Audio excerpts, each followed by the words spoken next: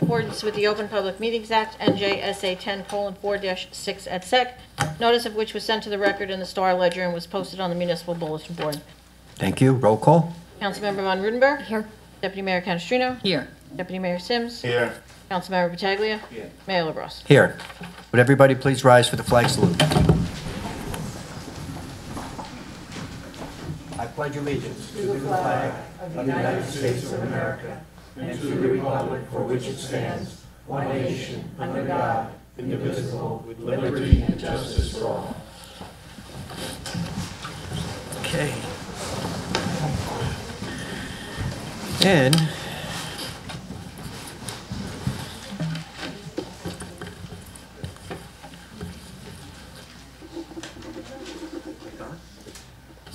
Should be.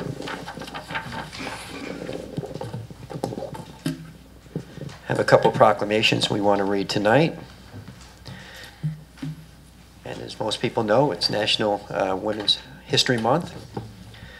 And whereas during Women's History Month, we celebrate the countless women whose courage and resolve have contributed to the character and success of our nation and the entire world.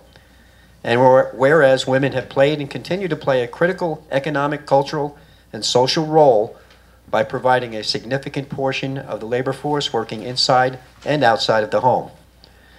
Whereas women have been leaders, not only in securing their own rights of suffrage and equal opportunity, but in upholding movements such as civil rights, emancipation, abolition, and labor unions for liberty, freedom, and justice for all. Whereas women were particularly important in the establishment of early charitable, philanthropic, and cultural institutions to promote the welfare of others and by providing the majority of the volunteers. And whereas women continue to strengthen and enrich our society by helping children to recognize the value of learning, as well as the importance of self-respect, personal responsibility, and respect and concern for others. And now, therefore, I, John P. LaBrus Jr., Mayor of the City of Hackensack, along with members of the City Council, do hereby recognize March as Women's History Month. So, for all you ladies in the audience, a round of applause for you.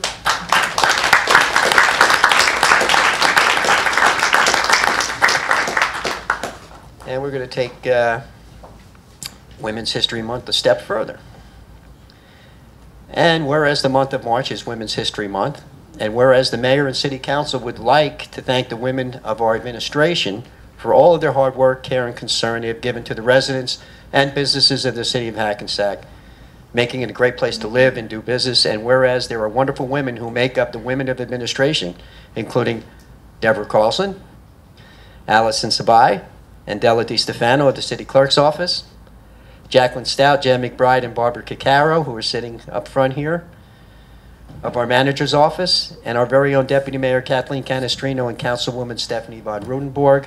Now, therefore, I, John P. LaBrus Jr., Mayor of the City of Hackensack, along with the members of the Hackensack City Council, do hereby recognize March as Women's History Month and thank the above women of administration and all of our women department heads for their hard work and dedication to the city. So a round of applause for you guys.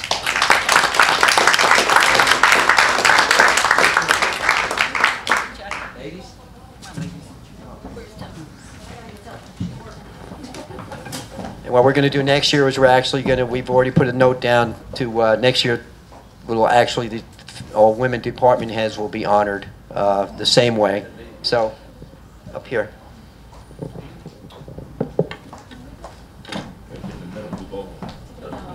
All the ladies.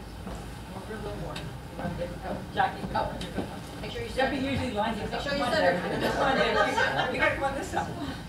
John's gonna be here. I know. One more.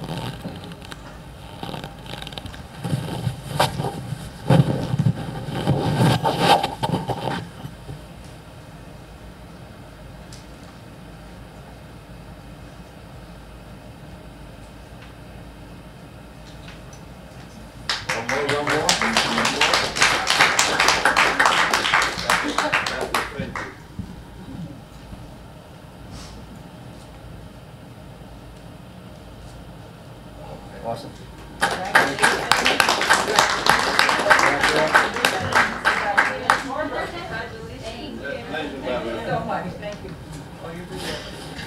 Congratulations, ladies.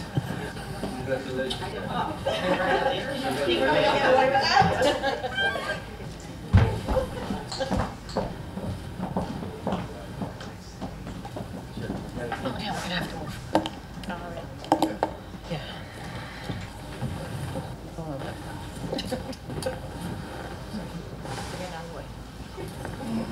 For most people, March is known for basketball, and this time of the year is usually Hackensack High School winning state sectionals.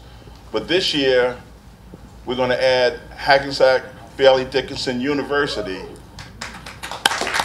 the first NCAA tournament game in the school history. First, I want to call up Coach Greg Hernandez.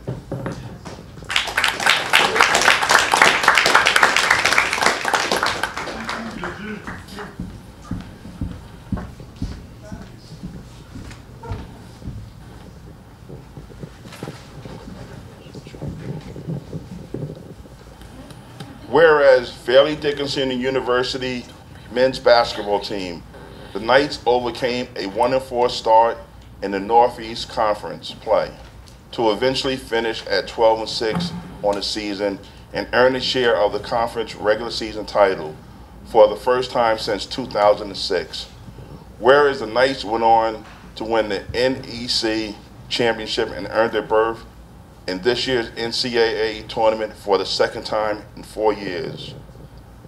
Whereas overall the Knights finished with a 21-14 record and won their first NCAA tournament game in school history by defeating Prairie View A&M in the opening round.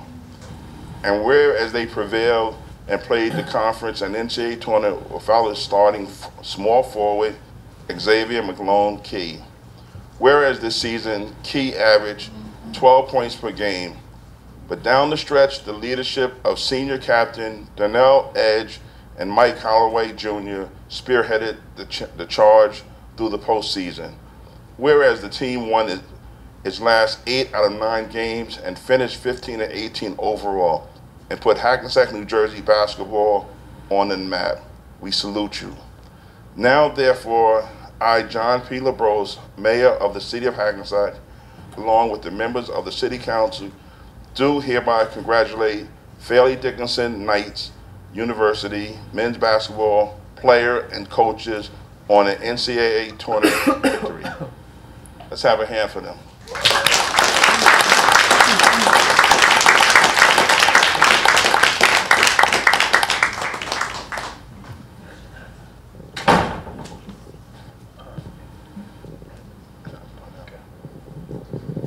I'm here to introduce our crew. First is our Director of Athletics, Mr. Brad Hurlbut. Brad Hurlbut.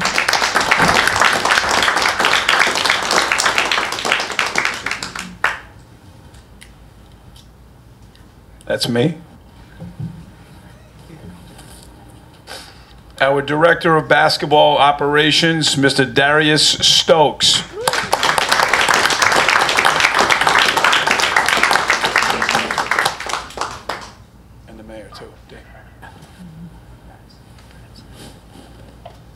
Assistant basketball coach, Mr. Patrick Sellers.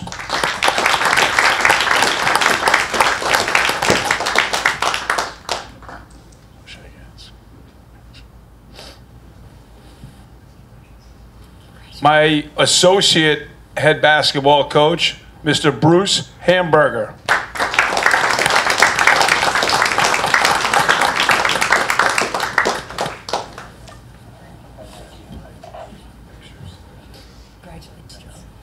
My assistant basketball coach and the last coach before we get to the players, Mr. Pete Lapis.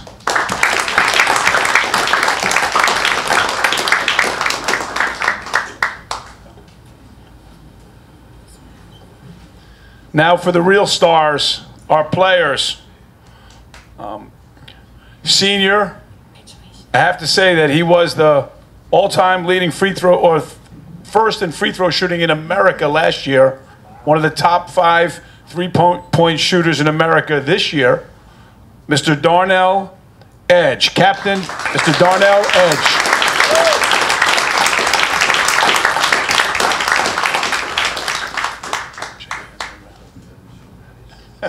can. Congratulations. From Evanston, Illinois, one of our greatest scoring forwards, Mr. Elijah Williams. Elijah Williams.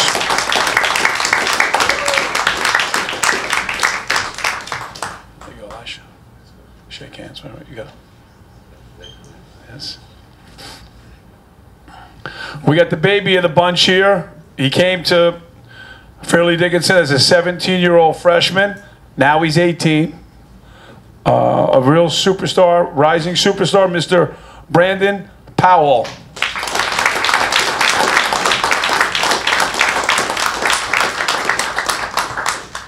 Shake everybody's hands, bro. And last but not least, we have the big man, the man in the middle, another senior captain from South Jersey, but his heart lies in Hackensack tonight, and will be a graduate soon.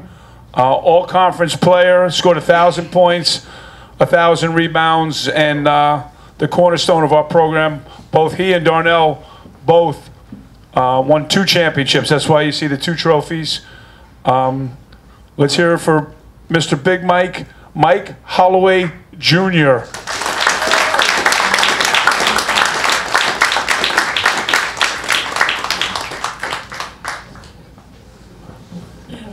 Stand up here. Let's hear it for the 2019 Fairleigh Dickinson Knights.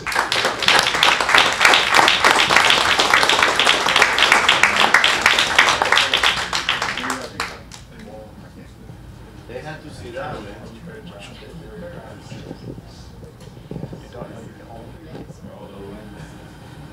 They're gonna feed Mike, come in and hold the trophy with the 2 seniors. There you go, fellas. Lay yourselves. We all got to get in here. Here goes. Debbie, would you Back. like- They know you. Up, There up. you go. There you go. Okay. I like it. She'll need to come this way. Hold on, hold on. Go this way. Keep going. A little more. There you go. Thank God the furniture's bolted Well, down. oh, You'd be- guys, we're actually Wait a minute, wait a minute. The guy, Wait. the poster back is on the front. Thank you.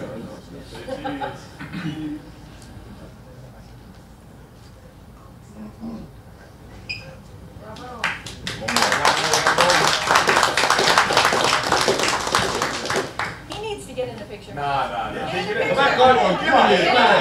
Darius Stokes. The mayor said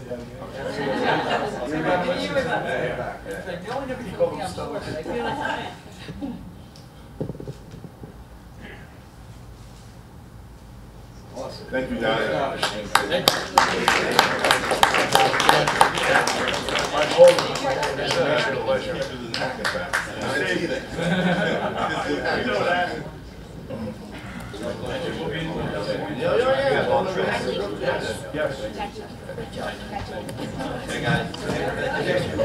Very excited. Congratulations. You'll be so proud. Congratulations. Thanks a lot. Good job.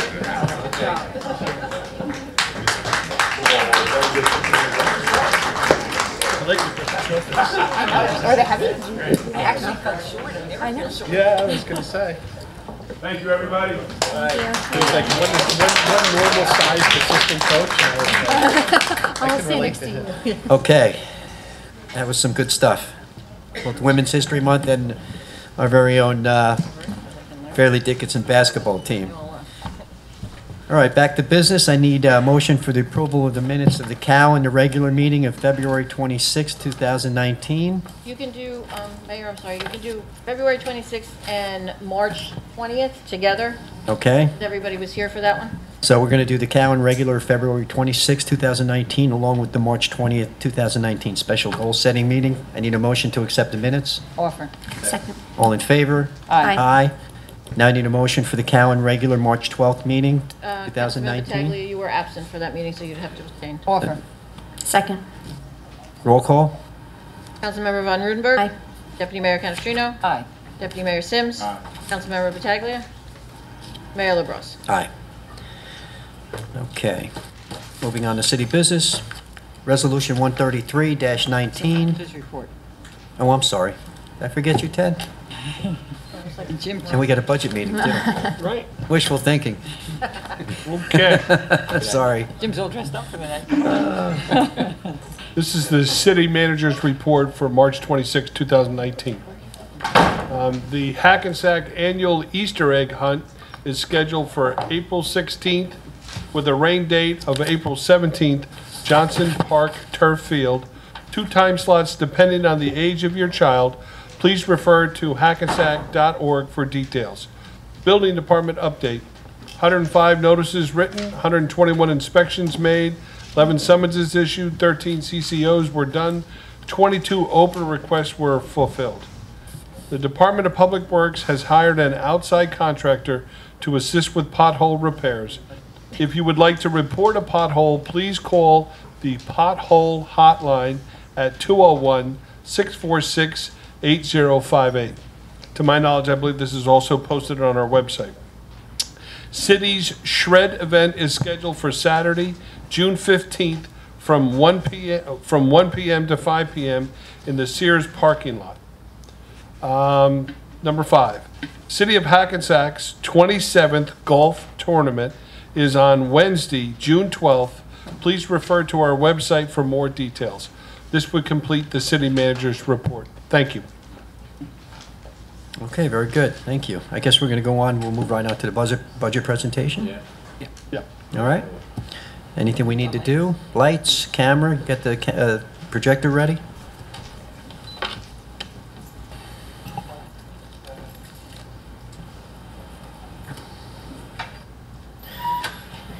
And Jim, you'll announce exactly what we're doing?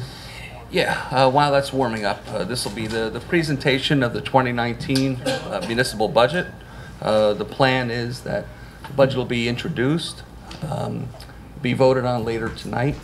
The public hearing on the budget will then be 28 days from tonight, which is April 23rd, at which time the public can make comments on the budget, and the mayor and council can then either amend or adopt. And give me 1 second here.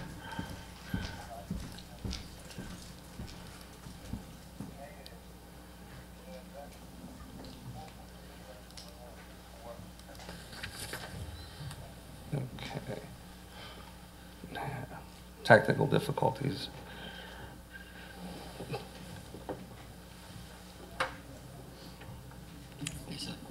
There's a loose cable, Jim. Is that one supposed to be loose on the floor? Yeah, Somebody touch. yeah, it's worked before, and I just see the went one out that cable, yeah. All right, Is Albert still here or he left? left.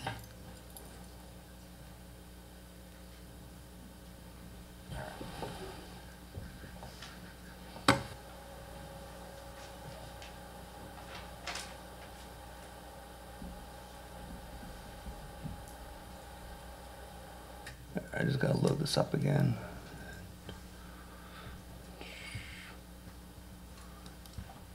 There it Yeah, is. there we There go. we go.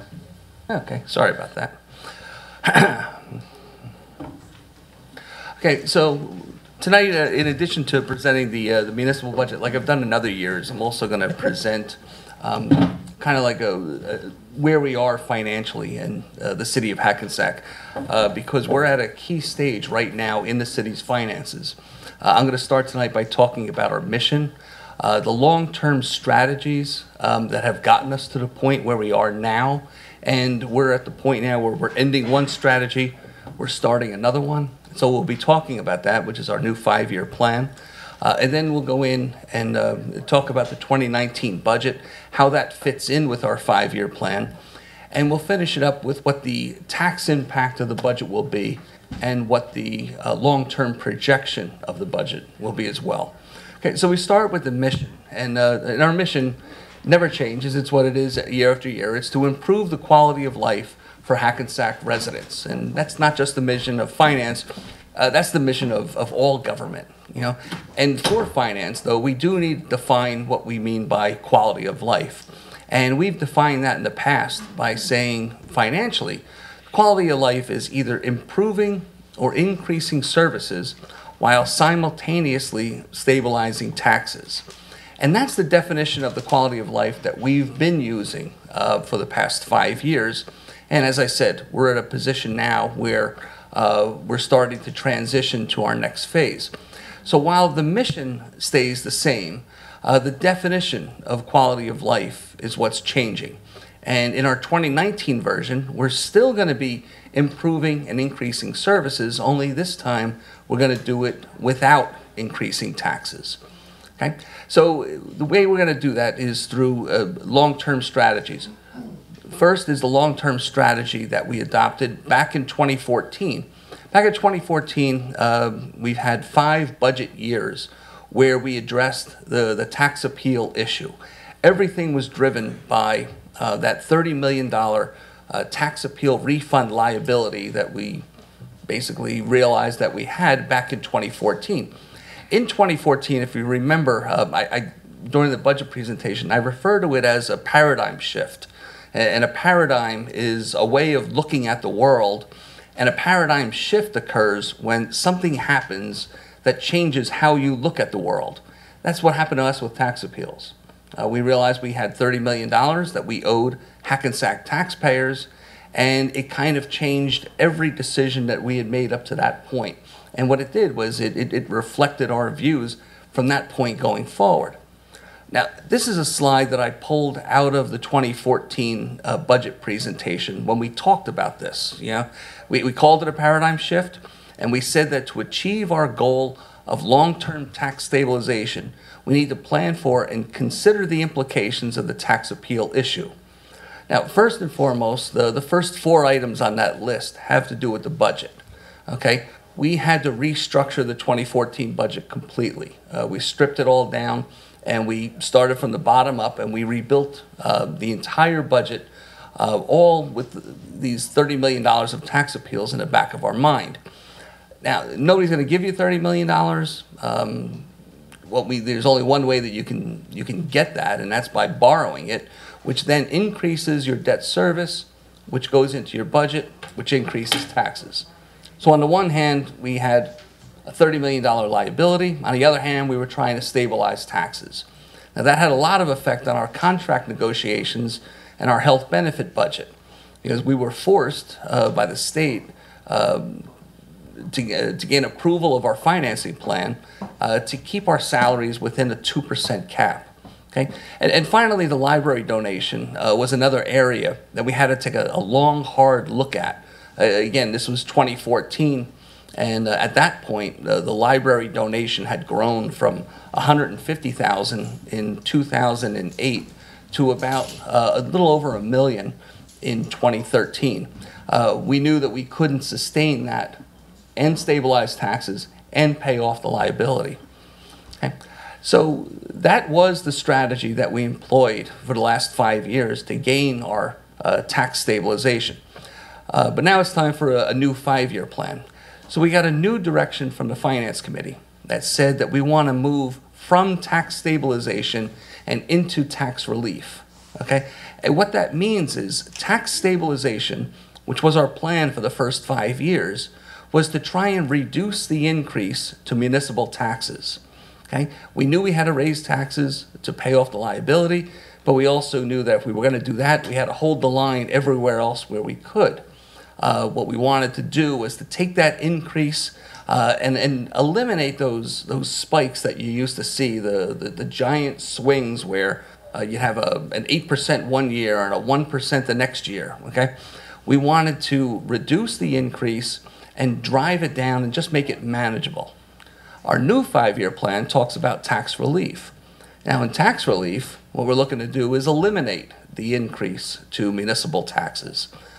So our 5-year plan states that we need to take the steps necessary to eliminate municipal tax increases in the next 5 budget years without layoffs, without reducing services, or without eliminating any programs.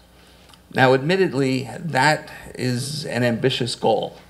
It's ambitious, but it's also attainable.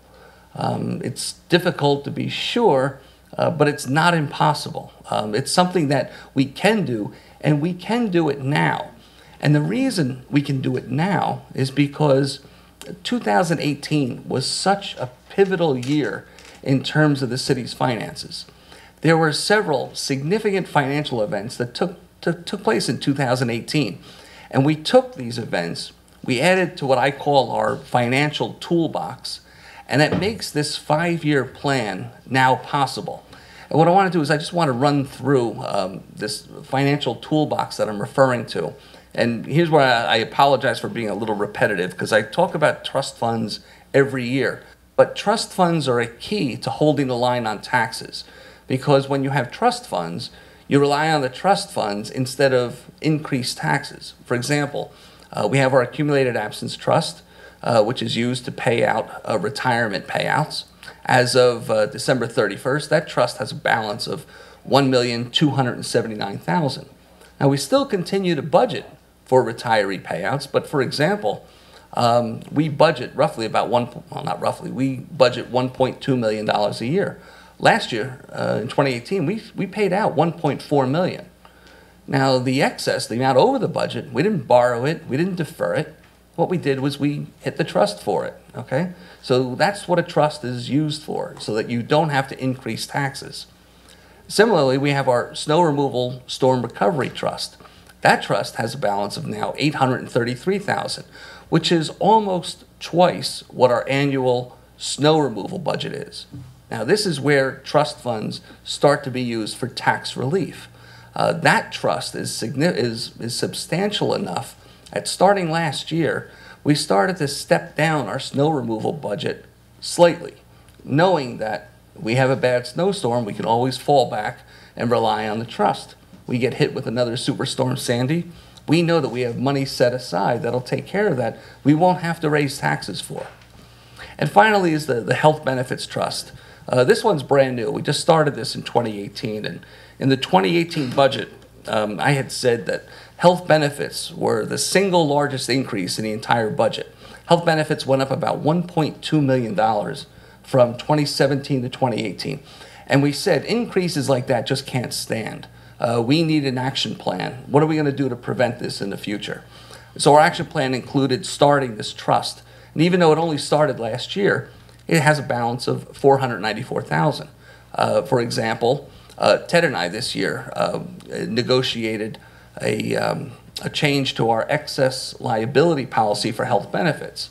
What we did was, it's a bit of a gamble. We opted for a higher deductible in exchange for a lower premium. Now, we're 100% self-insured. That's why I say it's a gamble. We can have a good year, we can have a bad year. Now, if we have a good year, we stand to save a substantial amount of money. If we have a bad year, well, we still have the health benefit trust that we can fall back on, and we won't have to raise taxes if we do have a bad year. Along the same lines, we have our reserve for tax appeals, which we started in 2017, now has a balance of $1,234,000. And we budget for this annually, and this is an alternative to the financing that helped us get around or get over that $30 million liability. But you can't continue to finance tax appeals. First of all, they're operating expenses. There's no useful life. If you finance, that increases the debt service. Increased debt service, you're going to increase taxes. So what we needed was a way to pay for these, a way for us to manage our tax appeal refunds so that we don't have to finance. That's what the Reserve for Tax Appeal does.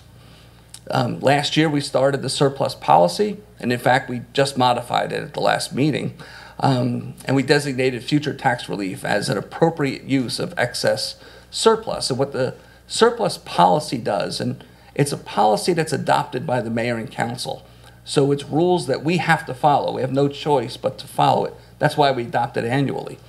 And what it does is it makes sure that next year, when we need to replace the surplus funds that's in the current budget for tax relief, those funds will be there next year, so we won't have to increase taxes. Okay. The next item, and the importance of our $39 million bond sale last April, the importance of that sale just can't be overstated. That bond sale did a lot to put our financial house in even better shape. And it's not just that we got substantial savings because we locked in at a low interest rate. Interest rates have gone up since then. It's not just that we now have the ability to better plan, because we've got this stability of long-term financing. And it's not just the fact that we were able to reduce our overall debt by applying the short-term savings that came from the premiums that were bid. We took those premiums, and instead of socking them away, we used them to pay off additional debt. The real advantage to that bond sale was that we were able to craft a long-term debt schedule that allows us to continue to increase our infrastructure improvements without the need to raise taxes. Now, you remember in 2015, we started a lot of substantial capital projects. This was the conversion, the two-way conversion of State Street, the conversion of Main Street, the Performing Arts Center, the M&M building renovation, the sports facility in Johnson Park. And we said at that time, we were going to do that within our existing debt service budget. We weren't going to raise taxes for those projects.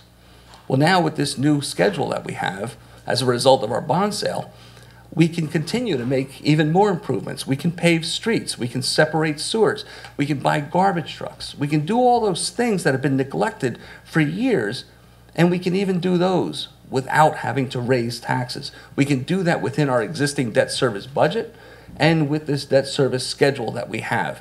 Like I said, the importance of the bond sale really can't be overstated. Another item was the Hackensack open space tax, which was passed by the referendum last November.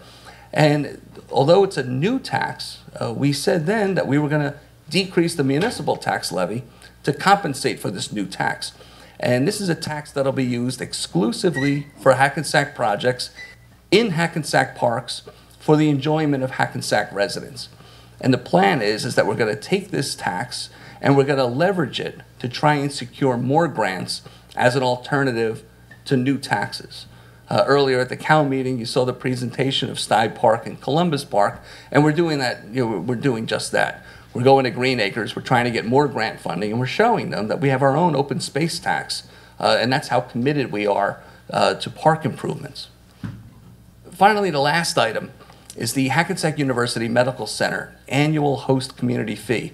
And this is very significant because what we did with this is that we promised the people of Hackensack that we would use these funds for tax relief, and we're fulfilling that promise. This agreement was substantial. A lot of people think that the 2015 Morristown decision made all hospitals taxable, and that's not true. What it did was it was a settlement between Morristown Memorial Hospital and the Township of Morristown. That's all it was. But it opened the door for municipalities like Hackensack to negotiate with their hospitals. Now, the beauty of that annual host community fee is that all of the taxable property stays taxable. And for the services that we provide to the hospital for their tax-exempt properties, they're going to pay us $4 million a year. Now, there's legislation pending that's going to change the whole nature of hospitals and tax-exempt status, things like that. But in our agreement, if that legislation ends up being more favorable to the city of Hackensack, that legislation will take precedent. But if the legislation, which is what we suspect, ends up being more favorable to the hospital communities, well, our agreement stays intact. So we're covered either way in terms of any new legislation, and we're pretty convinced there will be legislation on this issue. But anyway, we take this money, we put it into a reserve for tax relief, and we're using it for that. It's a kind of a partnership with HUMC to improve the quality of life for Hackensack residents by using their funds for tax relief. Now, all of these things that we've done, right, everything that we did prior to 2018 and these things that happened in 2018, were all designed to try and raise property values. Because we had said before that as property values increase, the tax rate decreases. And you'll see, even though the redevelopment hasn't kicked in yet, we see that property values since 2015, that's the dotted line where we did the citywide reassessment, property values continue to increase. Likewise, the Hackensack municipal tax rate, since we've done the reassessment in 2015, every year the tax rate has gone down. 2019 will be the fourth year that it goes down. I'm projecting a tax rate of 1.585, and that's even considering the fact that the library tax went up and that Hackensack now has a new open space tax. Even with that, you're still going to see a decline in the municipal tax rate. Now, all of this brings us to the 2019 budget, okay? And when you start with the budget, you always start with the budget goal, all right?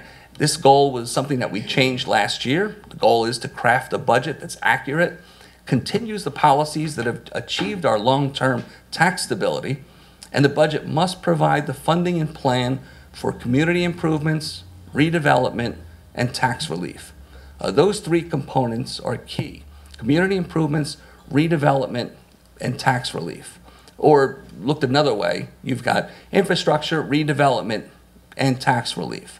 Each one is important, each one is independent of the other, and each one feeds the other, okay? If we continue to provide tax relief and continue to improve our infrastructure, well, our redevelopment is going to continue. As redevelopment continues, that's going to give us the funds we need to keep providing tax relief and infrastructure, and the cycle just keeps continuing, okay? That's what we're looking to do in terms of our budget. Now, the budget itself is a total of $106,763,379, which is an increase in total spending of about 1.45%. Okay? But more importantly, there is no tax increase in this budget at all. And when we say no tax increase, that's a true zero increase. We know that the library tax has gone up about 3.2%. Library tax levy is up $60,000. We know that we now have this new Hackensack open space tax, which is going to be in this calendar year, because this is the first year. It's only going to be for the third and fourth quarters. So that's why it's only $126,000. But those are tax increases in new taxes.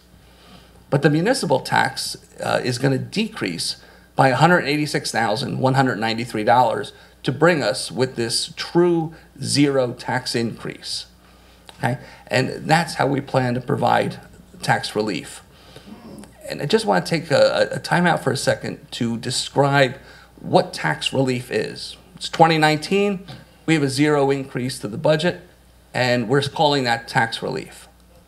Now, 10 years ago, in 2009, there was also a 0% tax increase, but that's not tax relief. The difference is that true tax relief isn't a one-year event. Okay, you can do a zero 1 year anytime you want. Just defer everything to the following year. It's fairly easy to do. It's not tax relief.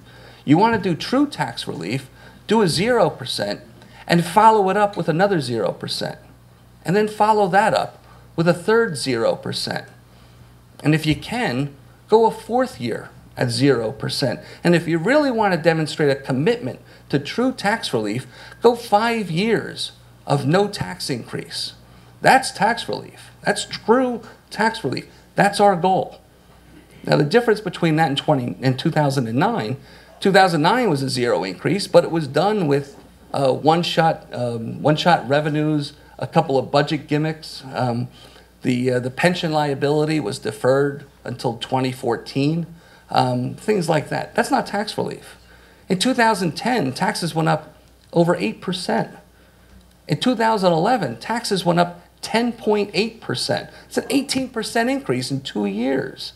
In 2012 and 2013, you had tax increases that were over 2%. So for that 5-year period, taxes went up 23%. Again, that's not tax relief, okay? What we're doing is true tax relief, okay?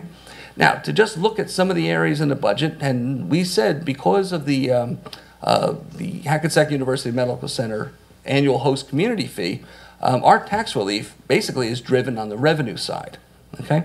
On the appropriation side, our salary and wages are up, okay? Salary wages are the biggest item in the budget at about $42.5 million. They're up just below 2%. Now, that's a high salary increase for us. We tend to hold the line on salaries more, But in our last few contract negotiations, we've been giving in to higher salary increases in exchange for concessions on health benefits. Our department operating expenses are up by about $441,000. Admittedly, that's the largest increase in other expenses that we've seen, but as we'll show later on, there are areas in the budget that we needed to increase to target those areas we want to focus, basically on our infrastructure and economic development. There are other areas as well, but I'll explain those in a later slide.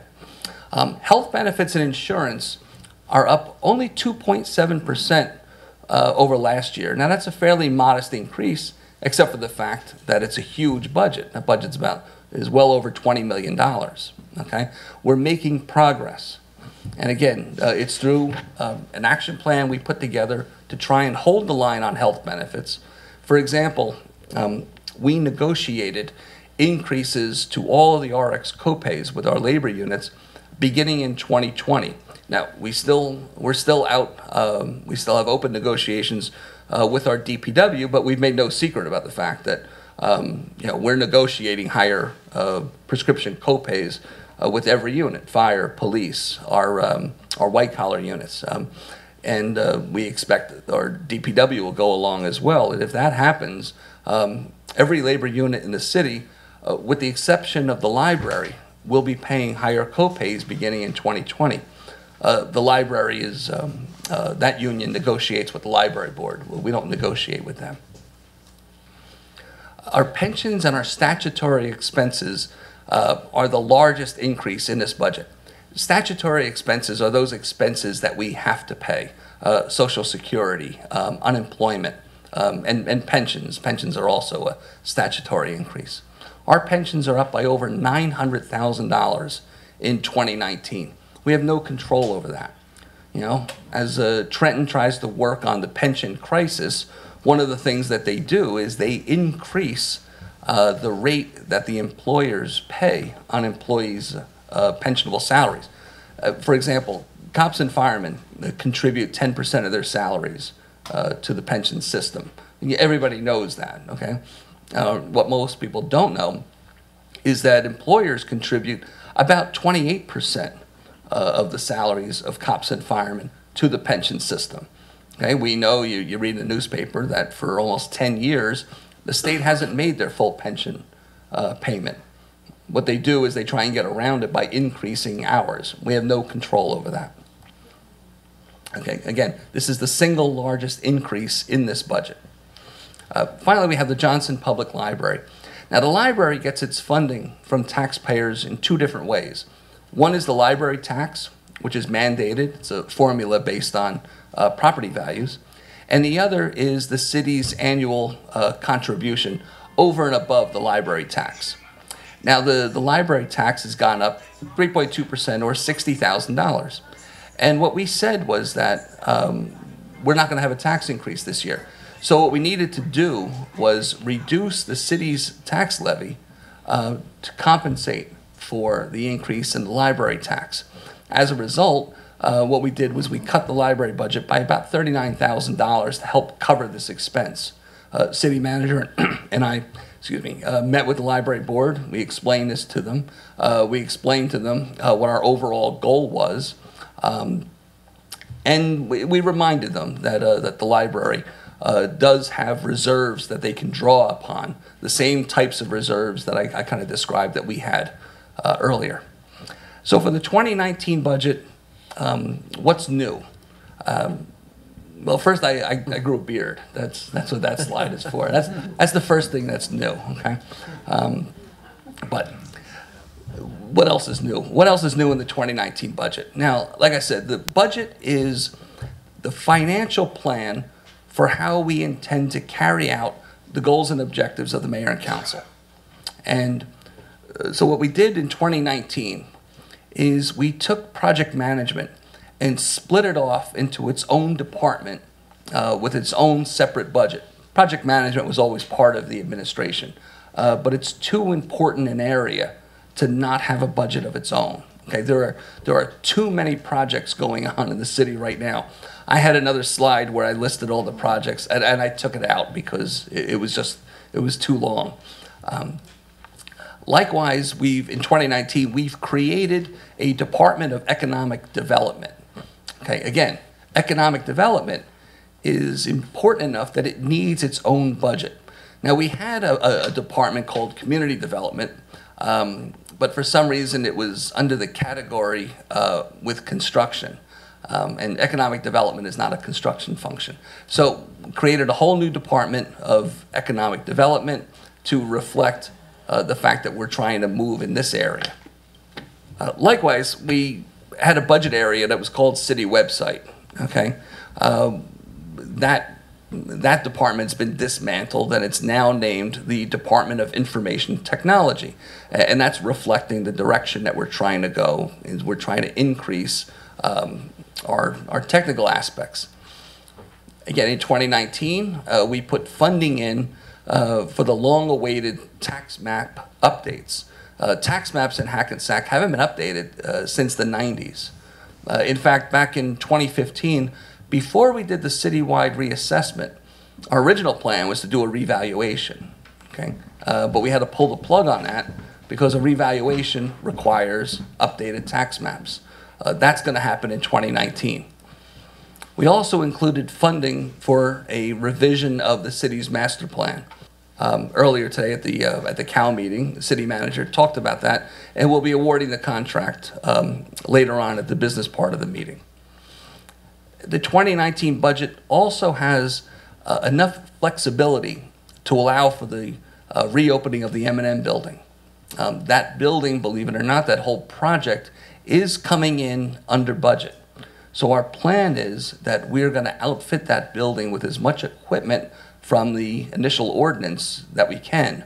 And we still have enough budget flexibility to account for anything that may be needed that we don't know of just yet. Similarly, we went through this with the opening of the Performing Arts Center, if you remember, back in 2017. And speaking of the Performing Arts Center, the budget continues our support for the Performing Arts Center, although admittedly we are stepping down the city's contribution, and that was always the plan. Okay, as that building takes off and gets legs of its own, we'll reduce our funding, and then eventually they'll be self-sufficient. Okay. So this is what's new in the 2019 budget. Like I said, it comes in with a 0 increase to the municipal tax levy. This slide shows what I was describing before, and I've used this slide before. These are the tax increases going back to 2004. The dotted line represents our first 5-year plan was implemented in 2019, and you could see to the right of the dotted line was our efforts to try and manage the increases and try and drive those increases down to the 0 that you see in 2019. Now with that 0 increase, what I did here was, and I've never done this before, I did a comparison of tax bills. Last year's 2018, the actual, versus the projected 2019. And this would be if you had, in 2018, the average home in Hackensack was assessed at $245,431. Now, if that was your home, this is what your tax bill looked like. If your home was assessed at a little bit more, your tax bill would be a little bit higher. If your home was assessed a little bit less, obviously, your tax bill would be a little bit less. But in 2018, this is what the actual tax bill looked like based on the actual tax rates. You see the school portion, $3,767. The county tax, $583. The county open space tax, $25.31. Library tax of $86.21. There was no city open space tax in 2018. That's why that's a 0. And the municipal portion was $3,911. Total tax bill in 2018 was $8,374. Now we know in 2019, property values are up. We know that the municipal tax levy is flat from last year. There's a 0 increase. We know that the school levy is increasing by a little bit more than 1.95%. They had their public hearing earlier tonight. We don't know the county budget. So what I did was I estimated and I increased the county budget by 2%. Now, taking all those factors into account, you'll see that the average, the tax bill for the average home in Hackensack goes down to $8,223.87, which is a reduction of $150.69. Of that $150, $120 of the reduction is the municipal portion, the portion associated with the budget that we're describing tonight. That's good news for Hackensack residents, to see a decrease in taxes, okay? And what we're hoping people do is take this decrease, take the fact that we're going to try and hold the line on any tax increase for the next 5 years, and we're really calling upon the property owners in Hackensack, whether they be homeowners or business owners, to reinvest in your property. If you own a house, maybe replace your roof, renovate your kitchen, things like that. If you're a property owner, fix up your property, okay? And that benefits everybody because that's what drives property values up. Now, this slide shows, again, the changes in the municipal tax levy, only this time it's projected out to 2023. And you can see 2019, there's no line through 2023. That's our plan. Our plan is to hold the line on municipal tax increases for the next 5 years and still continue to increase services, improve services, only we're looking to do it without an increase in municipal taxes. And again, we're doing it without any budget gimmicks. We're doing it without any one-shot revenues, okay? What we're saying is there's no smoke, no mirrors, and no tax increase, okay? This is the 2019 budget, okay? This presentation will be up on the website tomorrow. Copies of the state budget document will also be online by Thursday. There'll be copies available in the clerk's office. Later on tonight, you'll vote to approve the budget, at which point the budget then becomes yours. The public hearing is scheduled for April 23rd, at which time members of the public can speak about it, and then the budget at that point can either be amended or adopted. Okay? That's the budget, Mayor. If anybody has any questions, be happy to entertain them.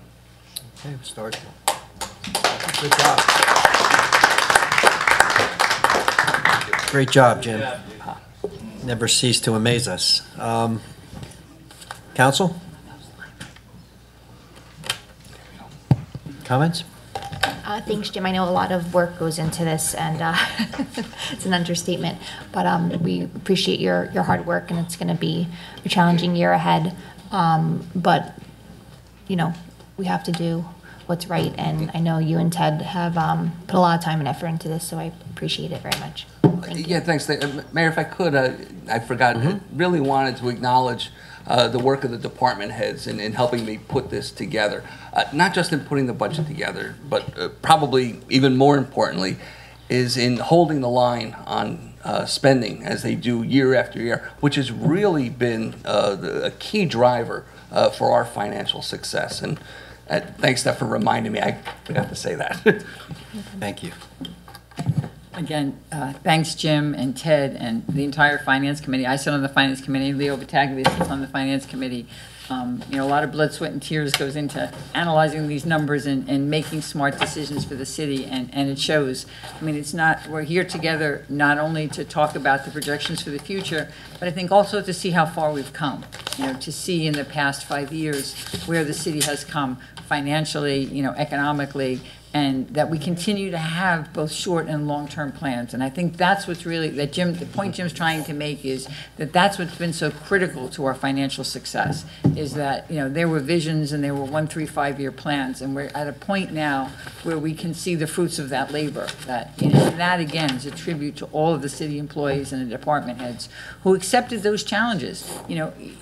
No goal that's easy to attain is a worthy goal, and setting a goal right now of 0% increases for 5 years is going to be tough. Right? That's a real challenge.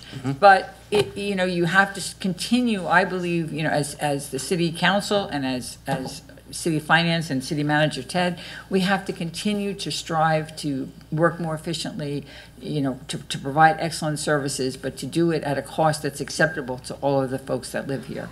So, again, thanks for a great job, Jim, and we look forward to a wonderful year. Yeah, and Deputy Mayor, I'd like to thank you for the direction that you provide through the Finance Committee. Now, Finance Committee meetings are pretty interesting. I can imagine. They really Most are. meetings with me are pretty interesting, right, Ted? Once we all realize that conference room isn't bugged, because there's a pretty free exchange of ideas.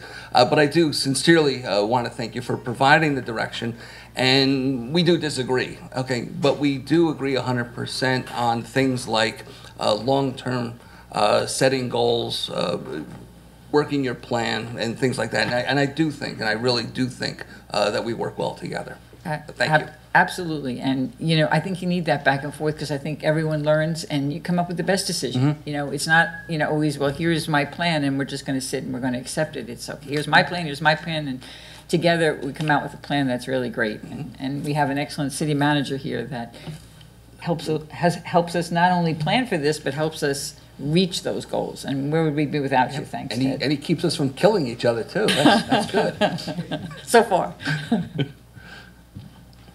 David? Jim, I want to take my hat off to you. When this council came aboard and we reached out to you and you said you can do it and you did it. Kathy, Leo, Ted, the Finance Committee, kudos to you on behalf of the residents. I want to thank you guys. No tax increase is huge to a lot of senior citizens and individuals on a fixed income, and I just want to say thank you. Very good point. Thank you. My goal was always to try to get to this particular point to offer tax relief to the residents and myself too. So as a member of the committee, I want to send the city manager, Jim, Kathy. Sometimes we got little discussion. We don't always agree, but the point is to try to do the right thing. But this is like a thing. You know, we always give our opinions and we make suggestions, and finally, this is the result. Thank you, guys. Thank you. Thank you. Great job, Jim, as usual. Did a great job. I want to thank you and your staff.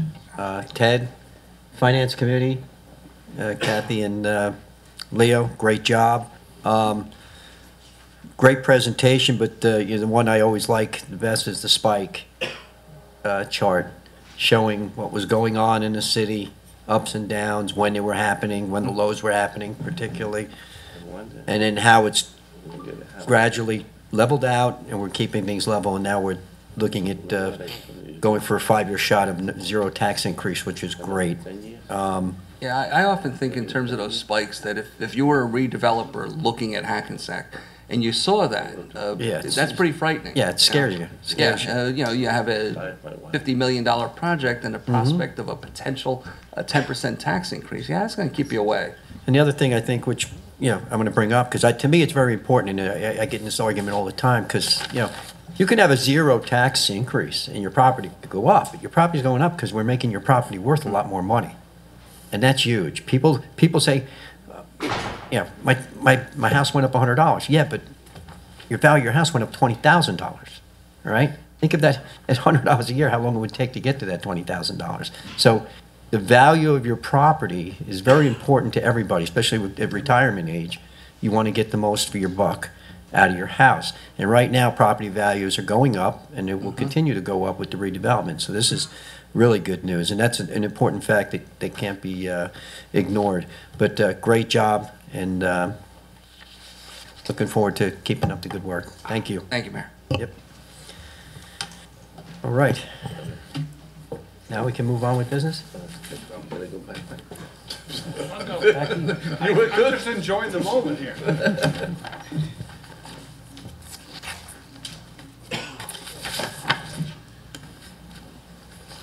Okay, Resolution 133-19.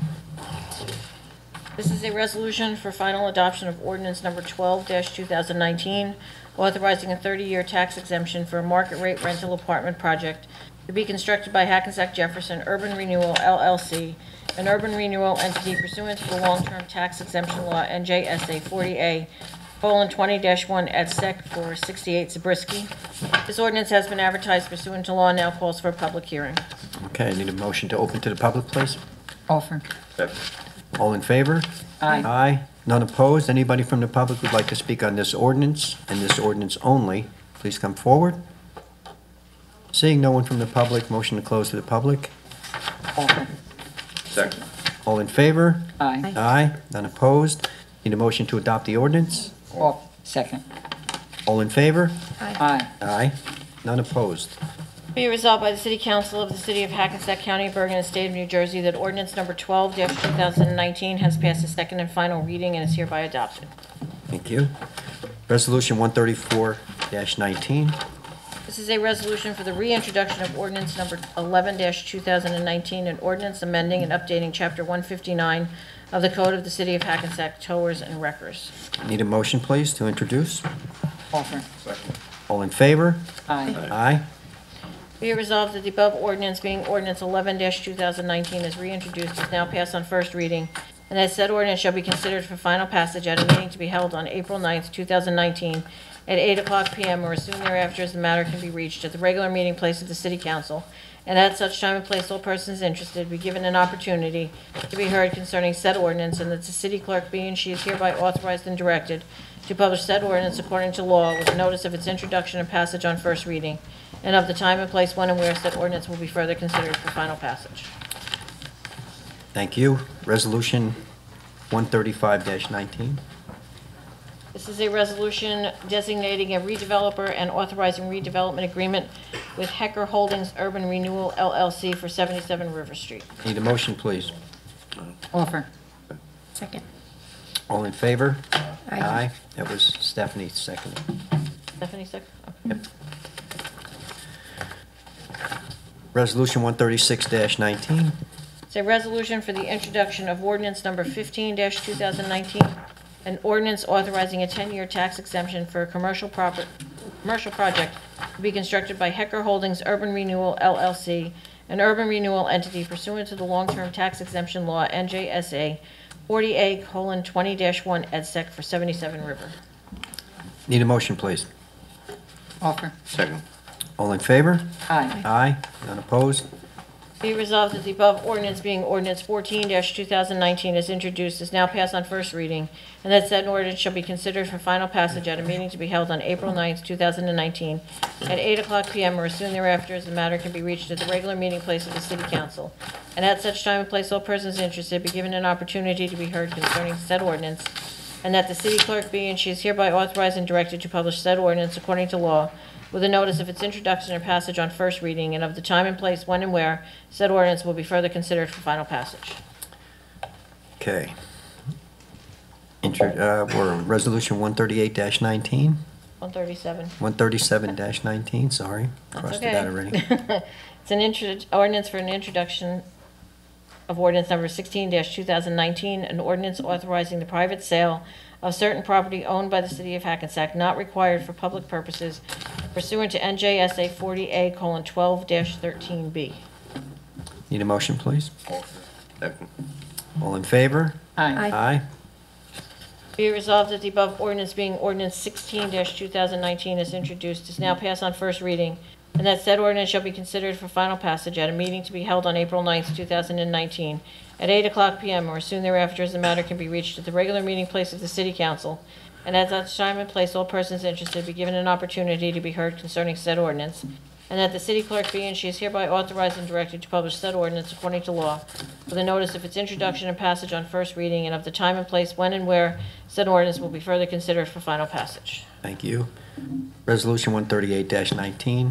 This is a resolution for the introduction of ordinance number 17-2019, an ordinance to amend Chapter 170 of the Code of the City of Hackensack Vehicles and Traffic to add a new handicap parking space in Section 49.2, parking for the handicap. Okay, this is for 2 spots. I need a motion, please. Offer. Second. All in favor? Aye. Aye. None opposed? Be it resolved that the above ordinance being ordinance 17-2019 is introduced is now passed on first reading, and that said ordinance shall be considered for final passage at a meeting to be held on April 9th, 2019, at 8:00 p.m. or as soon thereafter as the matter can be reached at the regular meeting place of the City Council, and at such time and place all persons interested be given an opportunity to be heard concerning said ordinance, and that the city clerk be and she is hereby authorized and directed to publish said ordinance according to law with a notice of its introduction and passage on first reading, and of the time and place when and where said ordinance will be further considered for final passage. Thank you. Resolution 139-19. Is a resolution for the introduction of ordinance number 18-2019 for calendar year 2019, an ordinance to exceed the municipal budget appropriation limits and to establish a cap bank as per NJSA 40A:4-45.14. Need a motion, please. Offer. Second. All in favor? Aye. Aye. None opposed? Be it resolved that the above ordinance being ordinance 18-2019 is introduced, is now passed on first reading, and that said ordinance shall be considered for final passage at a meeting to be held on April 9th, 2019, at 8:00 p.m., or as soon thereafter as the matter can be reached at the regular meeting place of the City Council, and at such time and place all persons interested be given an opportunity to be heard concerning said ordinance, and that the city clerk be and she is hereby authorized and directed to publish said ordinance according to law with a notice of its introduction and passage on first reading, and of the time and place when and where said ordinance will be further considered for final passage. Thank you. Resolution 140-19. This is a resolution authorizing tax refunds for duplicate payment, state board judgments, and/or 100% tax exempt renters. I need a motion, please. Second. All in favor? Aye. Aye. Resolution 141-19. A resolution for emergency temporary appropriations prior to the adoption of the budget per NJSA 40A:4-20. Need a motion, please. Second. All in favor?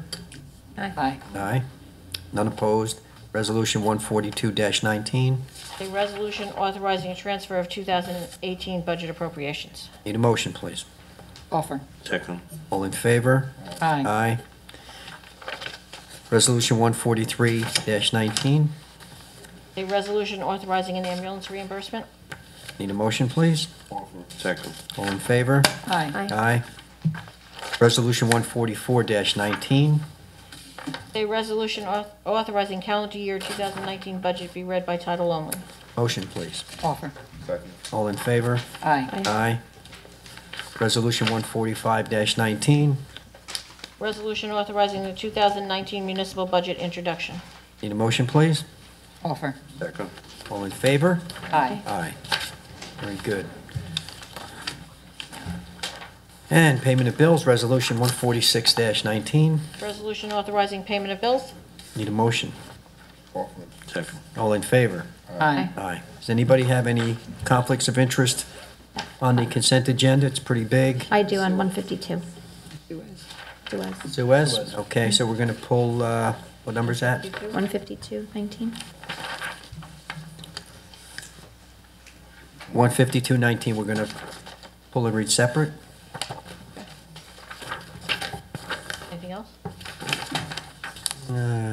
Okay, think not. Nope. Okay, so let's do everything but 152-19 first. Resolution 152-19, the resolution to demand a commitment from Suez North America to aggressively replace lead service lines that they own in not more than 5 to 7 years. Need a motion, please. Offer. All in favor? Aye. Aye. No. Have to I abstain. have to roll Oh, call. sorry. Abstain. Roll call. Councilmember Von Rudenberg. Abstain. Deputy Mayor Canestrino. Aye. Deputy Mayor Sims. Councilmember Pataglia. Aye. Mayor LaBrus. Aye.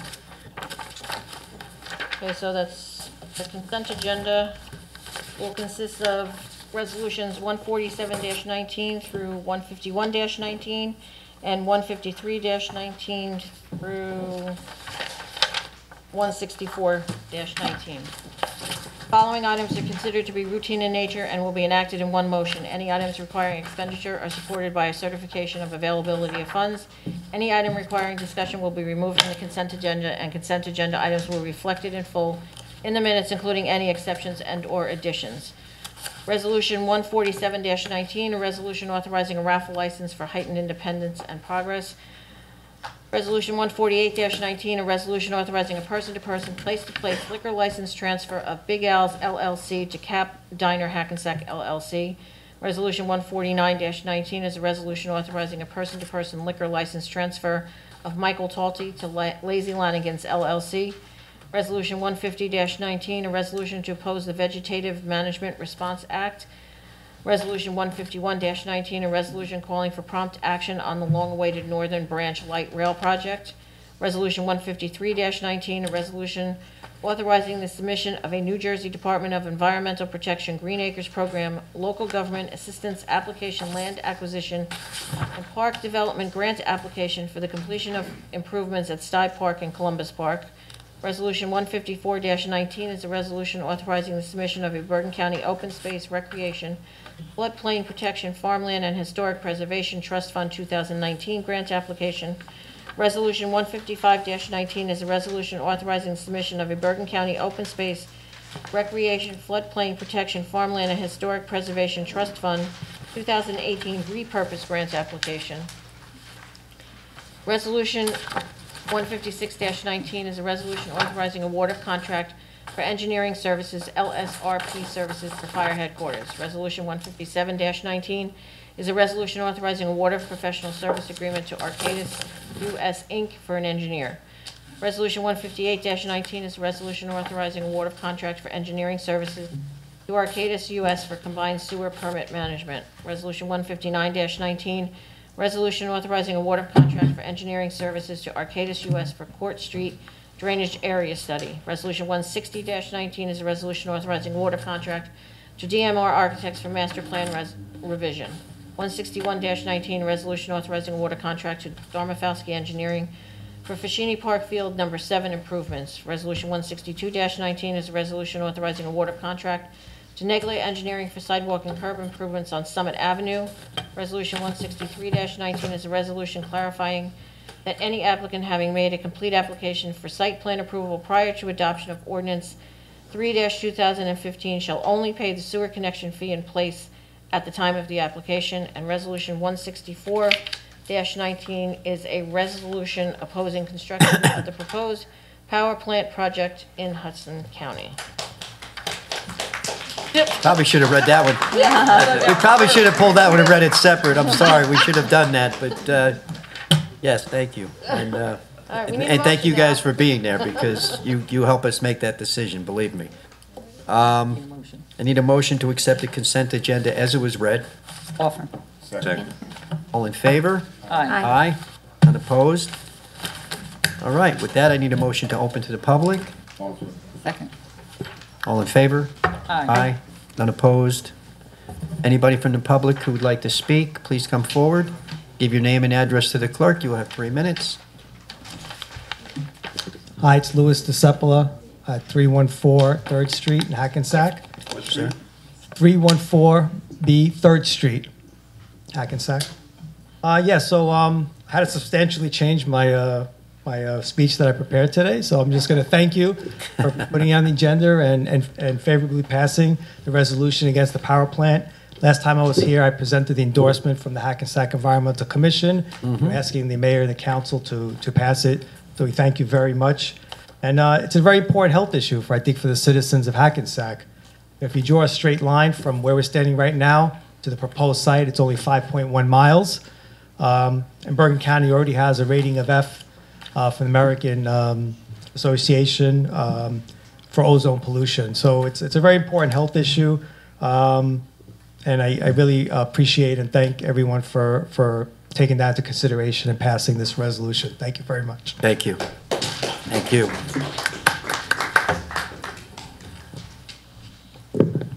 Eddie. Good evening. Eric Martindale. I live at 137 Woodland Avenue in Maywood. I'm also here for the power plant. And I'm also thanking Mayor and Council. I lived in Hackensack for 34 years. I organized the preservation of Borg's Woods and initiated the waterfront walkway project. I wrote the ordinance to establish the Environmental Commission in 1989 and the ordinance to establish the R60, R75, and R100 zones in 2005. If New York City wanted to build a power plant you know, they could always dump it in their own wetlands in Jamaica Bay. But of course, they're not proposing that because the activists in New York City would rip them apart and eat them alive. So they want to dump it in the wetlands of the Meadowlands, and I'm not having it. The power plant will dump huge amounts of hot water into the Meadowlands, harming our environment and causing fish kills up and down our river. We are 30 miles from the open ocean, so the tidal currents can't effectively disperse that warm water. So it would actually be even more harmful to our environment here in the Meadowlands than it would be to dump it in very similar type of wetlands in Jamaica Bay.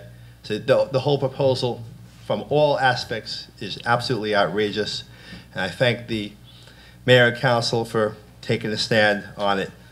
While I'm here, two very, very quick points I want to make.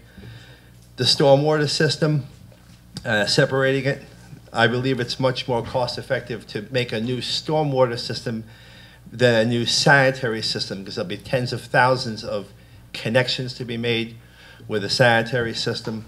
And the last thing is, yesterday or the day before, the state of New Jersey backed off on the legalization of marijuana. And I think that, I don't know if the city council has taken a stand on this, but you know, I think it's time for the state just to come in and say, make it a misdemeanor. Doesn't need to be a criminal offense. Make it a misdemeanor. That will take the wind out of the sails of the whole movement. And you know, I really hope that this city council take a stand against the sale of marijuana, and at the same time to make it a misdemeanor. And I think that will just end the whole controversy. Thank you. Thank you. Eric, if I may just comment, because we've already started, we finished phase 1 and we're into just beginning phase 2A of the sewer separation, and absolutely, we're doing, the stormwater is the pipe that's being laid. The sanitary is left alone. Thank you. Richard Salk in Hackensack, New Jersey. I guess we're going to keep our dialogue going further, Mrs. Castro. This is really not about what 40A 2012 says or doesn't say. It never was. I know what it says. And the reason the manager was under the impression that the property stayed on the tax roll, the land, was because your expert said it at a couple of meetings. So we're all, I figured he's the expert, he must know what he's talking about. No, I just have a problem with what I consider mendacity. You cited the agreement, but what you didn't cite was in the agreement was the language that the city of Hackensack reserves the right to modify the billing upon submission of the total project cost to determine the greater of 2% of the total cost, or $1,200 per unit, which went on every single bill sent out by your very diligent CFO every time he billed Capadagli for the pilot payment. If you do the math, that building is assessed at $27 million. 6 of it is the land, 21 is the improvement. Your ratio, you're at 92%. You can do the math. That building structure is about 24 million. Do the math, 2% of that. And that, I tell you, was probably what the costs were. Gets you to where you are, where you were. The city was never in danger of having to make a refund. That's all my point is. You accomplished, you may have improved it. Maybe the 10% is better, I don't know. You're getting into not really significant numbers. But to say you got 260,000 more out of this guy for nothing just is not accurate. That's my point. Thank you. All right, and I'll reserve the right to comment. Rarely are pilots based on construction costs, because construction costs are fixed. So when you base a pilot on a construction cost, whatever that value is, it's never going to change through its life. And in this case, this was a 30-year pilot. So it was going to be static. The majority of pilots that you see going on throughout the state, they're based on revenue, because as the revenue increases over time, so does the payment increase over time to the city. So that is the huge benefit in using the revenue-based pilot versus the construction cost-based. You're right, there was many negotiations with this particular developer over what the true construction cost was. And the big part of that problem was written into that contract was that they were able to subtract from the construction cost for pretty much anything they considered a remediation. And that's where some of the discrepancies came in being able to determine that a construction cost could be negotiated to something realistic.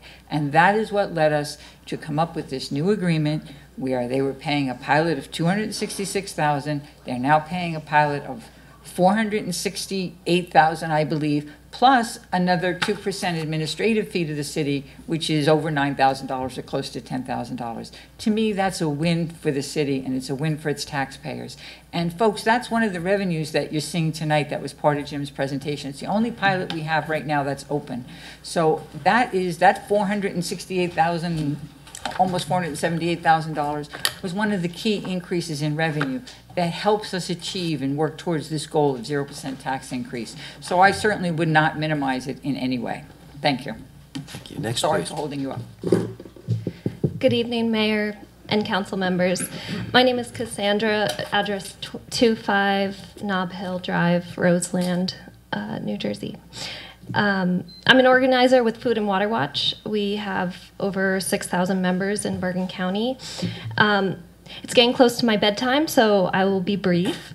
Thank you for recognizing Women's History Month, and thank you for passing the resolution to oppose the Meadowlands Power Plant, or North Bergen Liberty Generating.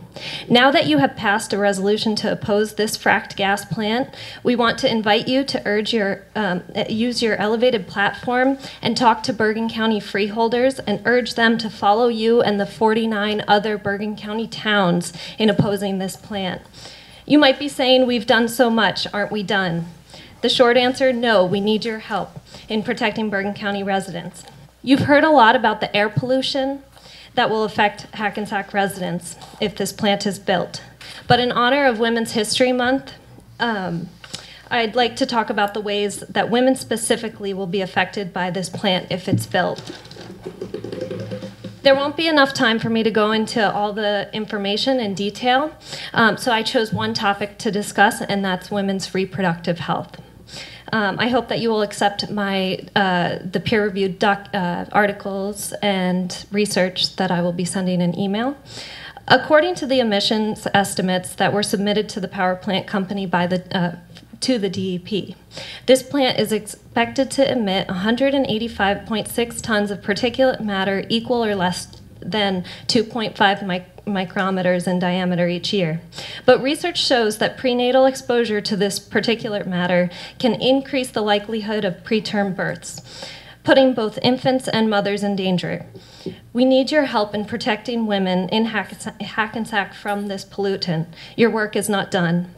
The plant also is expected to emit 305.3 tons of nitrogen-based emissions, 52.4 tons of sulfur dioxide, and over 400 tons of carbon monoxide each year. But research, including a study analyzing data specifically on New Jersey, demonstrates that higher levels of these pollutants significantly increase the odds of stillbirths. We need you to protect women in Hackensack from these pollutants. Your work is not done. U.S. Census data shows that over 51.5% of Bergen County residents are women. Many are of reproductive ages. This power plant, if it's built, will harm us, and you have the platform to urge the freeholders to take a stand and protect over half of this county's constituency. I have information on April 3rd's freeholder meeting. We invite you to join us and ask the freeholders to oppose this plant. And I also have the call-in number if you'd like to call in to the freeholders. That's 888-660-2594. Thank you. Thank you. Appreciate it. And Mayor, I will note that the resolution does say that a copy is to be sent to the clerk of the Bergen County Board of Chosen Freeholders, so they will receive a copy of the city's position on this. I was going to direct the clerk to do that either way, so thank you. I was here much earlier when we first talked about the Meadowlands Power Plant, and we're so thankful to you that, and to the Environmental Commission that did some of the background research about this and finally led to your passing it. You are the 50th town now in Bergen County. That's why we waited. You waited to be the 50th town, and we're so happy that you are the 50th town. And if you know any of if you go to nomeadowlandspowerplant.com, you'll see which towns have not too many, but if you know any of the council members from those towns, if you know any of the freeholders personally, then you can speak to them personally about this. It's, the data that Cassandra just showed you about women's reproductive health, it's horrifying. It really is a horrifying thing to know that the pollution will exist. That's the documents from North Diamond Generating, that it will cause these health problems. It's not a maybe, it will. I am particularly concerned about the ozone, ground level ozone that would be produced by this, because that will cause asthma problems, COPD, all kinds of respiratory ailments, and we're already, the American Lung Association says we're already getting an F in ozone. The Department of Environmental Protection, we met with them twice in Trenton, and they said, it's okay, don't worry about the ozone. There would be excess ozone, don't worry about it, because you can get credit from any facilities that close down. That doesn't make sense to me, and it probably doesn't make sense to you either, because we can buy, Mitsubishi can buy credit, but we get the ozone into our lungs, and it will blow. Bob Dylan sang the song "Blowing in the Wind," and we know that whatever emissions come from that power plant, they'll be blowing in the wind and blowing into our communities throughout Bergen and Hudson and perhaps beyond. So we'd like to urge you not only to write to the freeholders, but to the governor, and we'd like to invite you on May 18th. There will be a march, a youth-led march, starting in Ridgefield at the high school, Ridgefield Memorial High School, and it will be going to right next to the site of the proposed power plant behind H Mart. And we hope that you will invite your town, particularly young people, people from students from the high schools, from the elementary schools, parents with babies, everyone.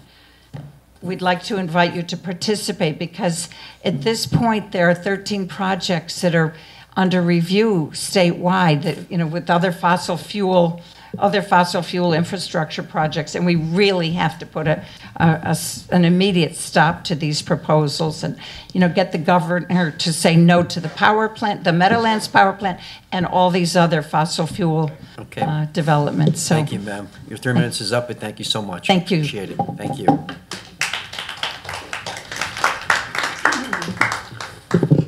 Hello, I'm Ruth Newstadter from Hackensack, 279 Hamilton Place, and I'm very happy to come here knowing that you are not supportive of the Meadowlands project. It's, as Paula just said, it's one of 13 projects to possibly take place in the state of New Jersey. And in addition to contacting the freeholders, I think that we have a governor who said that he was an environmental governor when he was campaigning, and so far he hasn't shown this side of himself. And it would be, I don't know what you as a city council can do, but we do need to stop these projects, because birth defects and ozone and whatever comes from this particular proposal will come from all the others as well, and we cannot afford to do that in the state of New Jersey.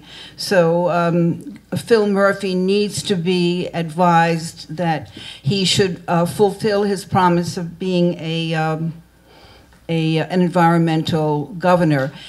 I also want to remind you that a couple of months ago, we came here with a PowerPoint presentation on solar panels. And I'm again bringing that up. It would in the end save the city quite a bit of money if the new buildings which are being built throughout the city had solar panels on them.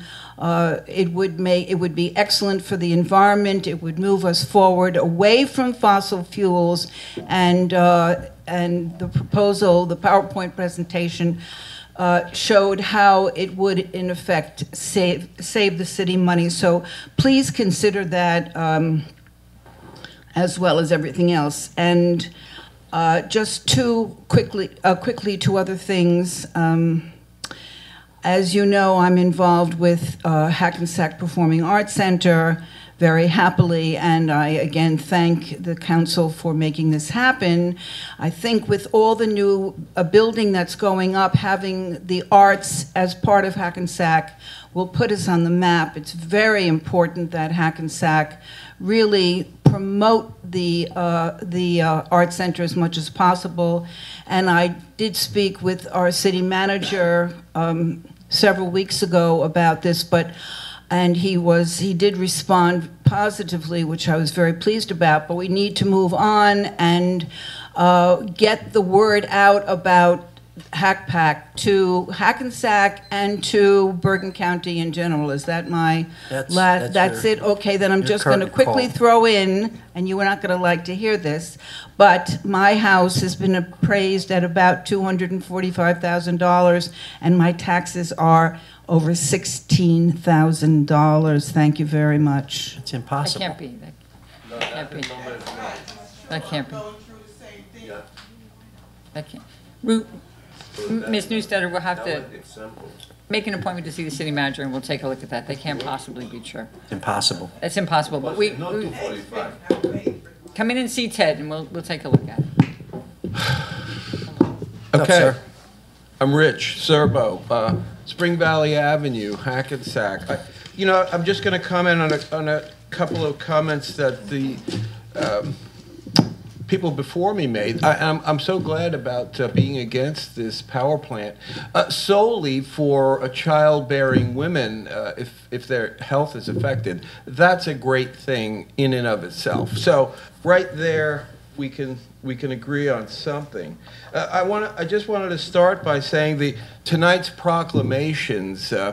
They were wonderful. They were, and I'm glad that they honored the fellas at FDU playing ball. And I watched the one game. Darnell Edge is a terrific player. I loved it.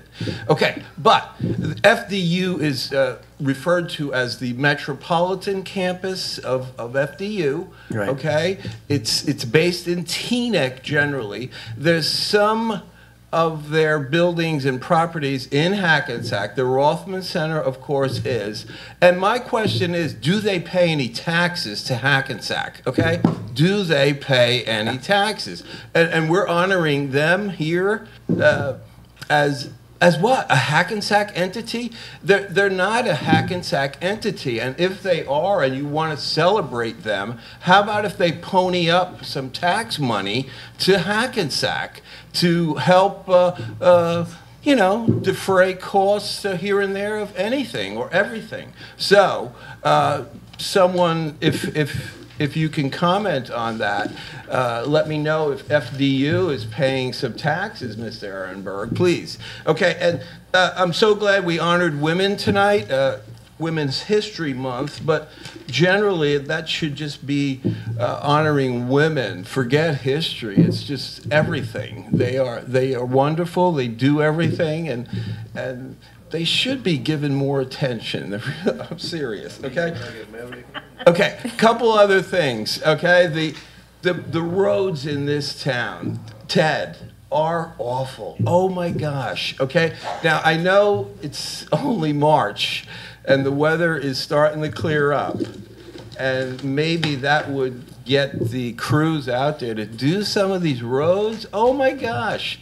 Main Street, I know we're waiting. There's this whole waiting period that the new Disneyland is forming, but come on. I mean, the roads are awful in this town. It's just horrible. And let me add to that, that the traffic now is really becoming a problem. And it's only going to get worse. I hope that you, I guess, invested in some traffic studies, possibly, because it's going to get worse. It's ridiculous in town. In the middle of the day, too. It's not only rush hour, but in the middle of the day, you can't get from here to there in Hackensack. And my last thing is, I'm glad that things are going well, and Mr. Mangan has led the charge with keeping taxes down. I'm happy about that. Thank you very much, sir. It's a great thing. But I'll just, can I leave you with one saying, which quick. is, facts don't lie, Mr. Mangan, but people do lie about facts. So, thank you very much. Thank you. Next, please. Okay. Hi, everyone. Gary Tuzano, Fairmount Avenue, Hackensack, current chairman of the Hackensack Environmental Commission. I want to hand out, Ted, if you could pass out the sketches of our proposed community garden, okay? The only data not on there is the outside dimension of the garden in the Johnson Park greenhouse area, which was designated by resolution from this council on January 8th to provide a study into the rehabilitation of the greenhouse, as well as designating the area to the south for a community garden. Now, what's in front of you is a full plan that the commission has worked on. It's an idea. It's not set in stone. We're not AIA certified architects on this. It's just a site plan with the amount of raised beds. As you can see, it looks quite large. In length, which is the greenhouse, it's 135 feet long. On the east side, it's 75 feet wide, and on the west side is 50. So that's why you see the angle breakout, because that's the way the fence is laid out in that area. We do have some ADA compliant areas. So the key is, while we wait, and we hope that the funding becomes available to have the study, because I was here when DMR was here last month, and he said probably 2 months to have a study to come up with a plan on what to do with the greenhouse. We also said, while we're waiting for that, why not be able to utilize the area to have a community garden for 2019? Now, we have children's programs to be scheduled. We'd like to have somewhere during the course of the summer, part of the summer parks program, to show the kids how to grow some of the plants and vegetables and such. We wish to have that. Now, there's chatter going around town that came back to me that they wanted, that certain people wanted to know if the Environmental Commission had permission to go in on the garden site and start. You guys passed the resolution to do it. Do I need permission myself to go in? If I do, I'm asking city manager and council for myself to be able to go in with a few people, start laying out some of this area. We don't expect to build this whole garden in 1 year, maybe not even in 2, but we want to have an area to start so we can have some programs in place this summer for our kids. Why waste the time while we're waiting on the greenhouse and what's going to come down the pike for that? So I'm asking the city manager, if I need permission, I will be glad to come to talk to you. And if you can do, and if that's true, and I do have permission, all right, then other departments have to be notified that I can go on there. I wasn't told not to go in, let's put it that way. But I get the drift that, why are we going in there? Okay, that's all I really ask. Okay, I think that's fair, since the resolution's passed on January 8th. So that's all I have, but I thank you, everybody, for looking at that, okay? So please hold on to that, study it, open for more ideas. It's just a plan, and it's pretty self-explanatory. Thank you very much. Thank you.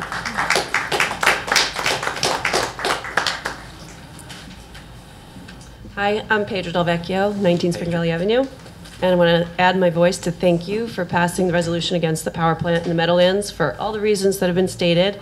One of the great things to come out of this is it's very evident that Hackensack has a green future. By how many people came out tonight to talk about this, your vote on this. Moving forward, I hope we're just keeping that present in all the decisions that are made, including the community garden, which I know we're sticking to a very tight budget, which sounds like great news for everyone. Most environmental initiatives end up paying us back. We know that. A community garden increases the value of our town. It's just an asset to the community. People love it. It's a great photo op. It's a draw to people who are especially going to be apartment dwellers. I think it's really something we want to get moving as quickly as we can to attract more people to the community and give something to the people already here. Also, knowing that we're looking to rebuild or renovate the greenhouse, bringing more attention to that area, I think will help with fundraising and supplying opportunities there as well. Since we're just going green tonight, I was looking at the plan for Stye Park and Columbus Park, and I missed the explanation of it, so I may be off a little bit. You can correct me. But I am concerned. I love the idea of the dog park. I love all the renovations, but I am concerned about the location of the dog park. I'm noticing from this picture that it is right in the stand of trees. And that's a woodland that is sort of part of Borg's Woods, not officially part of Borg's Woods, but it's part of that sort of watershed of Coles Brook. That concerns me for a couple of reasons. I mean, those trees, by the looks of it, we're looking at cutting down 10, 12 trees, maybe more, and some underbrush. And we know that an adult tree can absorb 100 gallons of water a day. Coles Brook floods down by Main Street. We can't really afford to have more runoff up there. So I think keeping those trees would be really important, and maybe finding a different place to put in the dog park, maybe over by where the ice rink was. Someplace might be better to allow those trees to stand. So that's basically it. It seems like a small thing, it's 10 trees, but we're losing trees. We don't have a lot of places to plant trees. This is a place where they're planted, they're thriving, so I hope we can leave them there and still do the development. Thank you. Thank you.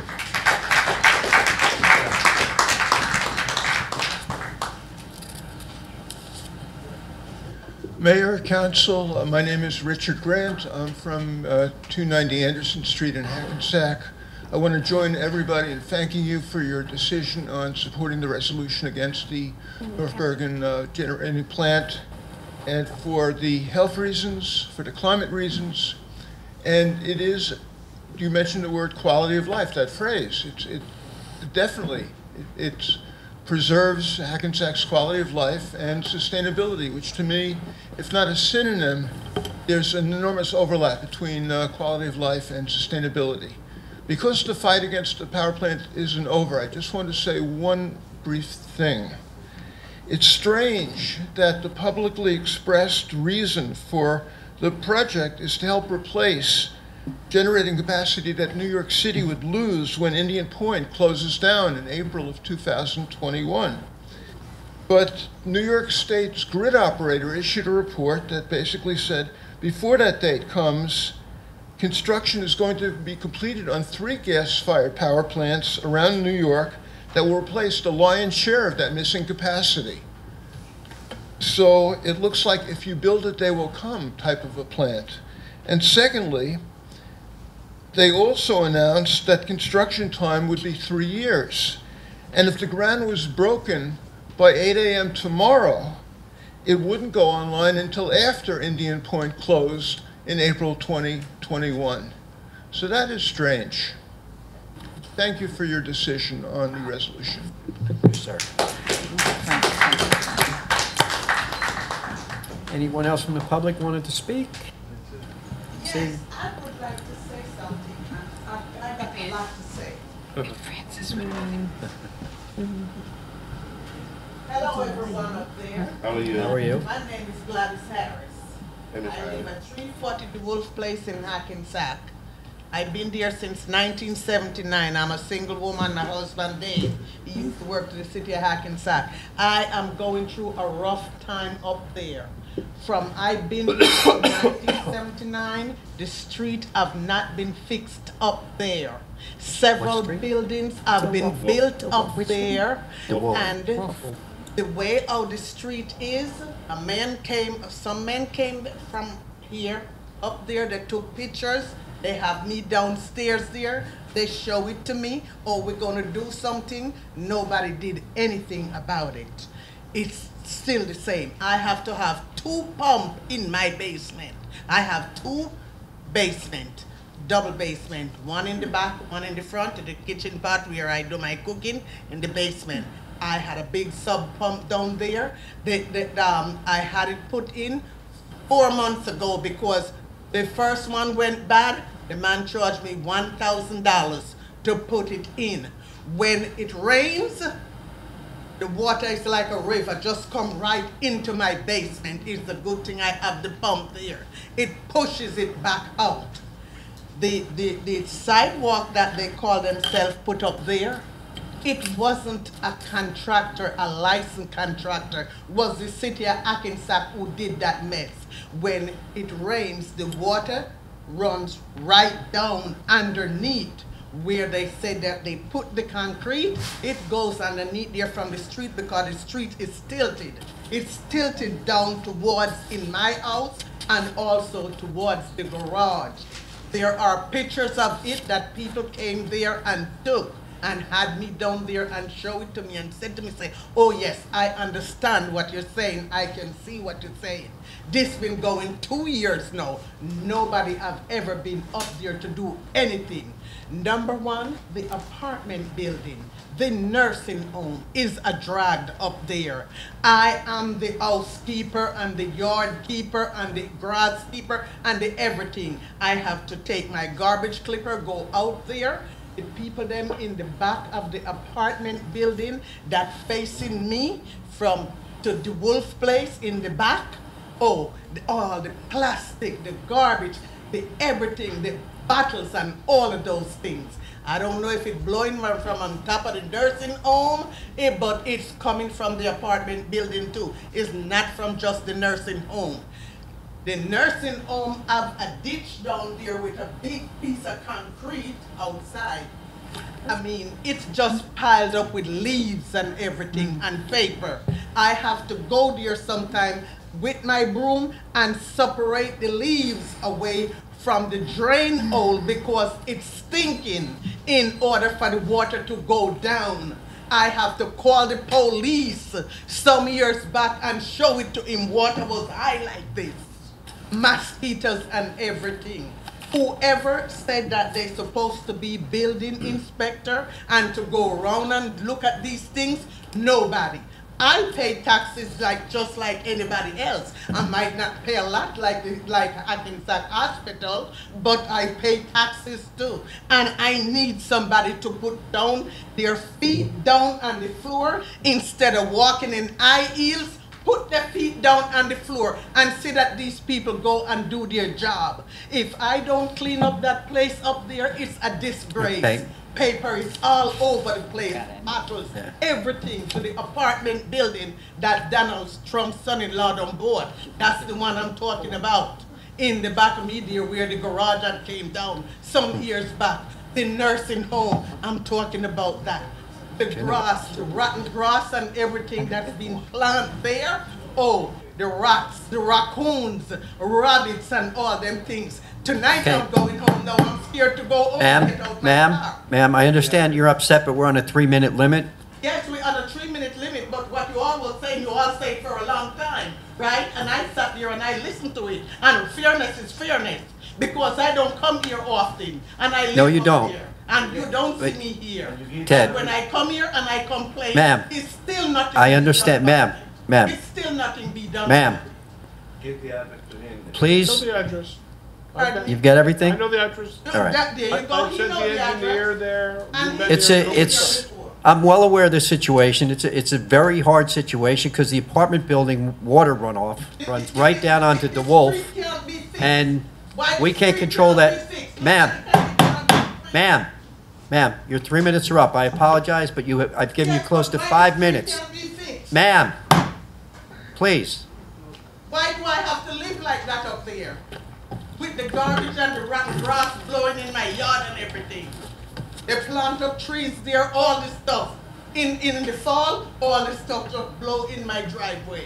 Why do I have to live like that? And it's an ongoing thing. All I hear, mom, mom, mom. And it's an ongoing thing. Nobody do nothing about it. Fairness is fairness. We've been there many, many times, ma'am, through the And years. what happened? I haven't seen anything And, done. well, I'll give you an example. I live on Brook Street. Eric, you still here? He's well aware of my situation. 2 weeks ago, I had 1.5 foot of water in my basement. I never seen nothing Because, done. because my sump pump broke. If you live in a low-lying area and you have water flowing in that area, you could get flooded. It's not flowing, it's when it rains. When it rains, I say. All it did for me was rain. Because the street is tilted, and the street tilted down. All right, we're not gonna go back and forth. I understand, That's the way they ma'am, patched it I up. understand you're upset. And they build the apartment building. They don't Ma'am, I'm gonna have you removed if you don't listen to me, please. I'm asking you nicely to take your seat. We don't go back and forth. You have a 3-minute time limit. You need to deal with the city manager on this, all right? This is not, to this man talk for a long time. And we should be able to talk more than 3 minutes anyway. And that's the limit. We should be able to talk more than 3 minutes. I'm not a dummy now. I've been in this country since 1970. I'm 72 years old. Okay. I'm not a dummy. okay, folks. Anybody else from the public like to speak? Seeing none, I need a motion to close the public. Offer. Second. All in favor? Aye. None opposed? Good evening, everyone. Thanks for coming out. We had a big turnout today. I just want to start off by thanking Mr. Trezano. Folks, if we could just let the council have an opportunity to speak. I just want to start by thanking Mr. Trezano and the Environmental Commission and all of the concerned citizens that really came out in opposition of the power plant in North Bergen. We sat here and voted on it, but you guys really did all the legwork and the research, and we had research presented to us and reasons why. So we really do appreciate your hard work. And Mr. Trezano, you have a great committee over there, the Environmental Committee, and we appreciate all your help and assistance. Thank you to Jim, Ted, all of our department heads, Kathy and Leo on the Finance Committee. In regards to the budget, it's going to be a tough road ahead, but it's going to get done, and I really appreciate all the hard work and dedication that the department heads have put into trying to accommodate the goal of the council, and we really appreciate it. Congrats to FTU, the basketball team, for their wins, and congrats to all of the women here at Hackensack and all the women that contribute, even our citizens and everyone that shows up and helps out. And we have a really good community, a good team here in Hackensack. So thank you guys for all of that. Stibe in Columbus, there are some grants on the agenda. There's, a lot going on with the parks, and it's long overdue for Fairmont Park to have some work done, and we haven't seen that in a while in the Fairmont section. In regards to the trees, that is a concern. However, from my understanding, it's going to be minimal trees that are removed. We're keeping trees within the dog park. It's not going to be completely cleared out, and we'll also have a buffer zone around it. So we're going to try to preserve as many trees, clear out some of the brush. I actually spoke to the riverkeeper today, and we had a discussion, and he said that a lot of that brush isn't native anyway. So we're going to try to preserve as much brush trees as we can, healthy trees. In regards to the trees in the playground area, we're going to try to, keep as many as we can, but again, it's a concern for the children playing there. There's bigger branches and they're very old trees, so we're going to try to do our due diligence in regards to what trees stay and what trees go, but unfortunately some are going to have to be cleared out. I don't think it's going to be possible to build in that area because of the flooding at the lower lying area in the back there. So those are things that we're all taking into consideration there, and we're still looking at all the different options, but we are trying to preserve as many trees as possible. Fashini Park, field number 7, there's some improvements that were approved on the agenda, as well as Columbus Park. And there's a few events coming up, the Easter egg hunt on April 16th. Nellie K. Parker has some things coming up. Friday, they have the teachers versus students basketball game hosted by the student government. And they also have a Be Internet Awesome workshop open to all parents that want to attend and get informed about some things that they should watch out for their students on devices at home and the internet. And that's on Wednesday, April 10th at 5:15 at Nellie K. Parker. Thank you again, everyone, for coming out, and have a good night. Thanks, Steph. Also have to make a comment about honoring Women's History Month. I mean, we're so fortunate right here on our council to have 2 women council members participating here. And so many of our department heads that are women, our clerk, our deputy clerk are both women. So where would we be in this city without all the women that help us, right, Ted? Yes, ma'am. Have to have them on up. We don't be here at all. I love Mom, too. So, I mean, we gave credit tonight, and we certainly gave some recognition to some of the women that are involved in the administrative offices here in the city, but we also have so many women that are department heads and employees, and the city relies on them each and every day to do the fabulous jobs that they do, and each and every one of them needs to be recognized. Wonderful to have and honor the FDU basketball team.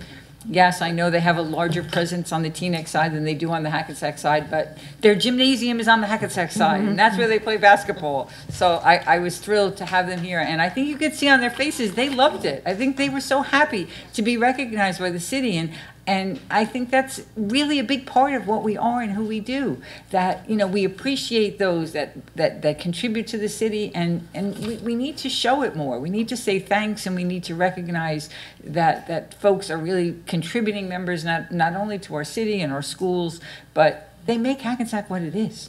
You know, some discrepancies, some other words about Fairleigh Dickinson tonight, and I personally have gotten more involved with them this year, and I go to monthly meetings with them, and they really do want to have more of a presence here in Hackensack than they've ever had before. They have some new administration there, and I know I put Gary in touch with them, and they're big on sustainability, and they want to be part of the community garden. They want to be part of the greenhouse.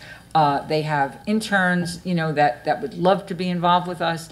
And I think it's great to have those partnerships too, you know, and bring the university and bring those folks in with us in doing those types of things.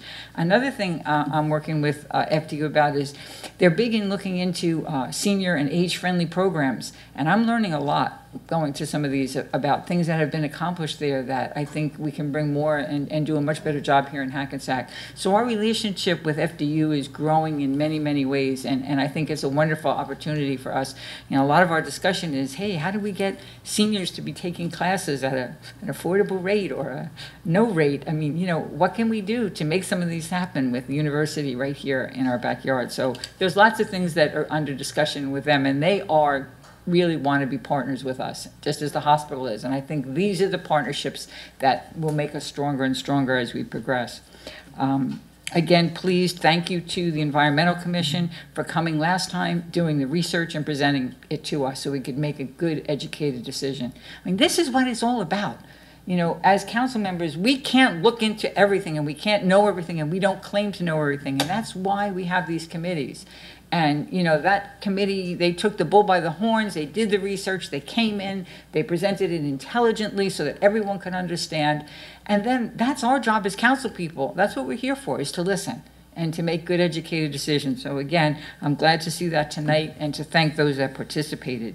Another thing on the agenda tonight was about Suez replacing the lead in some of our pipes. And I think this is another key thing that we have to stay on top of, where their original plan was going to be dragging it out forever. And, you know, we're pushing this to get it done in a timely manner.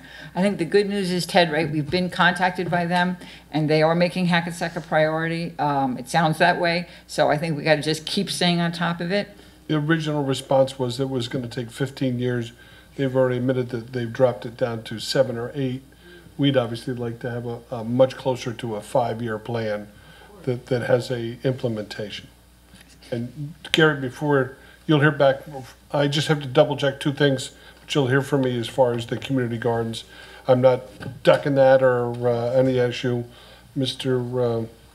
Serbo's not here anymore, but he asked the question of taxes and who's exempt. Educationals are exempt currently under the standard, but the city is also reviewing all of our tax exempt property And we're going to redirect those efforts to make sure that the people that deserve to be tax exempt are certainly respected for it, and those that may be on the fringe there, we need to readdress this because it is a lost revenue to the city, and the rest of you folks and everybody else that lives in the city has to make up the difference. We're just trying to be fundamentally fair. Thank you. I can't not speak about the budget. I mean, I think I'm not going to compete with the presentation that Jim gave. I think it was outstanding. Again, as always, Jim, you get your point across and you get it across well. I think the key two things that for folks to think about is how did we get where we are today? Right, by controlling our expenses. I mean, our appropriations only increased by, I think Jim said, less than 1.5%, which is huge for a city this size. But the main thing is we're bringing in more revenue. That's what we were committed to do for you folks, is the only way we're going to get out of this tax increase business is to bring more money into the city. And the host community agreement with the hospital was wonderful, and they expressed explicitly they wanted to see it go for tax relief, and that's what we're doing. We have our first pilot payment, that's been coming in, and we're going to see more of those. So the horizon looks really, really bright for the city, and we should all be proud of that because we're all part of it. I always just talk about if there's anything on the agenda for redevelopment, and there were just two things, so I'll try and be quick because I know it's late. You saw us approving Zabriskie Street. This is where the old Bergen County DPW was, up if you're going towards Riverside Square. So that was a property that was paying zero tax because it was county property. They are going to be developing 377 units there. With their pilot payment, once they are reached at least 90% rental, they will be paying a minimum to the city of $2 million a year in pilot money. So these are the things that really help us turn around our finances here. So that's a huge, wonderful project for us. And the other was 77 River Street, because we're also trying to bring things into the city that make people want to come here and provide for us that live here to have different things to look at. So 77 River Street is that very strange looking long green building, a very odd, if you go down River, very odd looking, across the street from near where Solari's is. And so it's very difficult to get anything good there.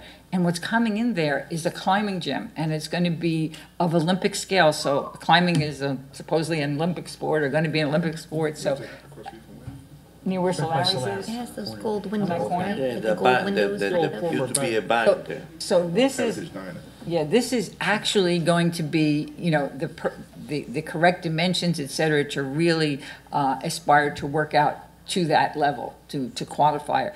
And, it will be a fun thing. They'll have memberships, you could have children's parties there. The building is gorgeous. Like, they really designed it with lots of light and windows, so it will take that ugly piece of property that's there now and make it something really pretty and make it another exciting thing for Hackensack. So, and this is a young group of folks that never did a venture like this before, so we're kind of holding their hands, and it's taking a little longer, but that's what we're here for, too. So these are exciting times and exciting things, and I hope you feel as excited about it as you could tell I am. So thanks for coming, and have a great night.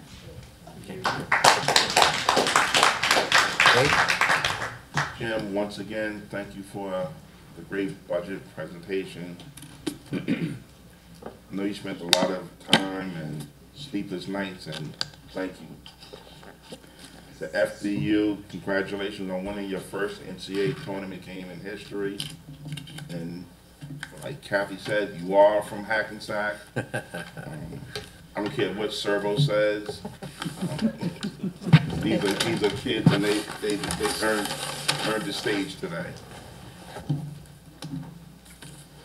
Hackensack baseball opens up next Saturday in Fashini Park at 10 a.m.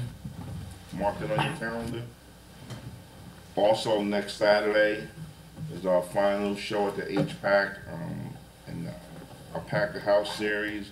Mark Cohen's going to be there. It starts at 8 p.m. It's almost sold out, so hurry up and get your ticket. Women's History Month. Kudos to you guys. If it wasn't for you guys, where would we be? Tomorrow, the Harlem Wizards are playing at the Hackensack Middle School against teachers and some students. It's a fundraiser. It's $5 or $10 a ticket. The doors open at 7 p.m. I hope to see you all there. Good night. Get home safe. And no question that we should be honor our ladies every day, mothers, sisters, grandmothers. You know, what we'll do without them, you know? We don't be here either. And thanks again to Jim and Ted for the good work. You know, Kathy and myself, we only participate with you guys to try to improve the situation in the city. And no question that in no way that you're gonna make everybody happy, but we try to do the best for us, for the residents, for us. And it's proper to recognize when the kids they participate in sports, because that's the only way that sometimes the coaches like Davey or John or myself, that sometimes we can get into their heads with the sport to try to build good citizens. Because by being in the field with them, we can tell them how life is going to be, and we can work together just to try to improve their life. That's what the coaches do all the time. Not only the parents, the coach play a big role sometimes in developing these kids. And look at it now, you know, I got a kid that now is the coach for the national team of the United States in soccer, played for me for 7 years. He got scholarship in North Carolina. Look at where he is now.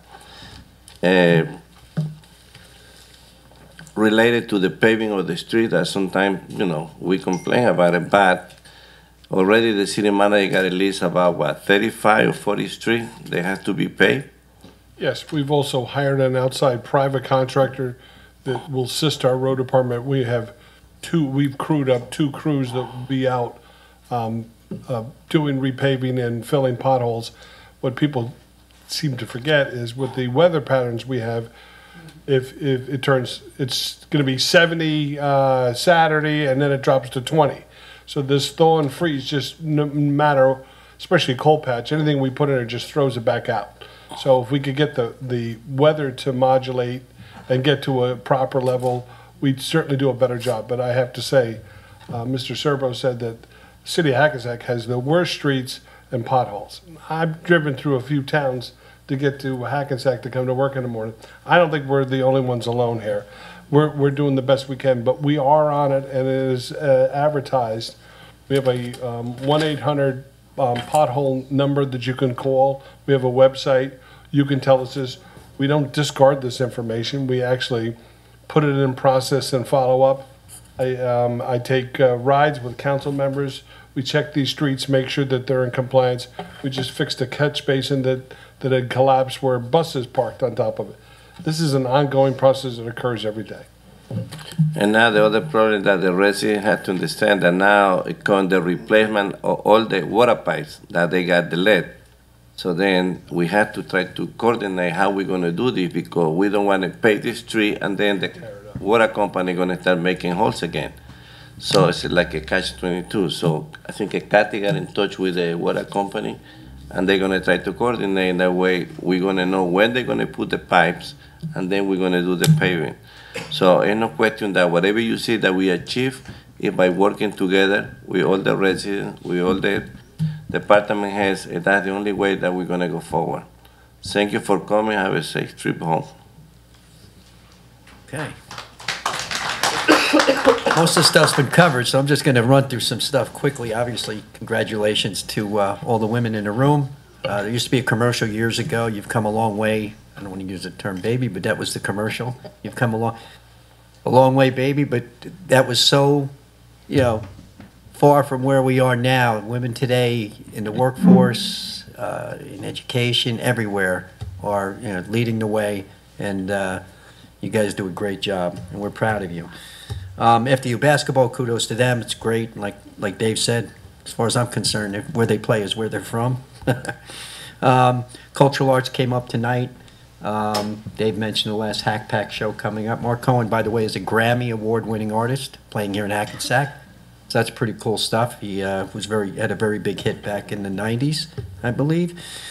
We talked about the rock climbing wall. You know, this stuff fits into the Cultural Arts Center, the rock climbing wall, community gardens. All this stuff is happening for a reason. It's all part of the rebirth of this city, and it all meshes together, and it's all necessary. We need arts, we need things to do, we need things to bring us together, and you know, it's important. Tonight, environmentally and ecologically, we did a lot. You know, You saw the lead pipe replacement resolution go through, 15219. 153 through 15519 was about our parks and green acres and grants. We're receiving a ton of money to do some work from the government on our open space grants. And the main one, 16419, was us, going against the power plant in Hudson County, which was very important. And like Deputy Mayor said, you guys speak and we listen. And that's what I like about this council. I mean, we've made mistakes. People make mistakes. We'll look into something and it'll be taken the same way. And the next meeting there'll be 200 people here, and we listen.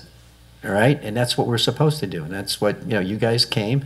And if we didn't think it was important, we would have just not done it. But we felt it was important, and it was important.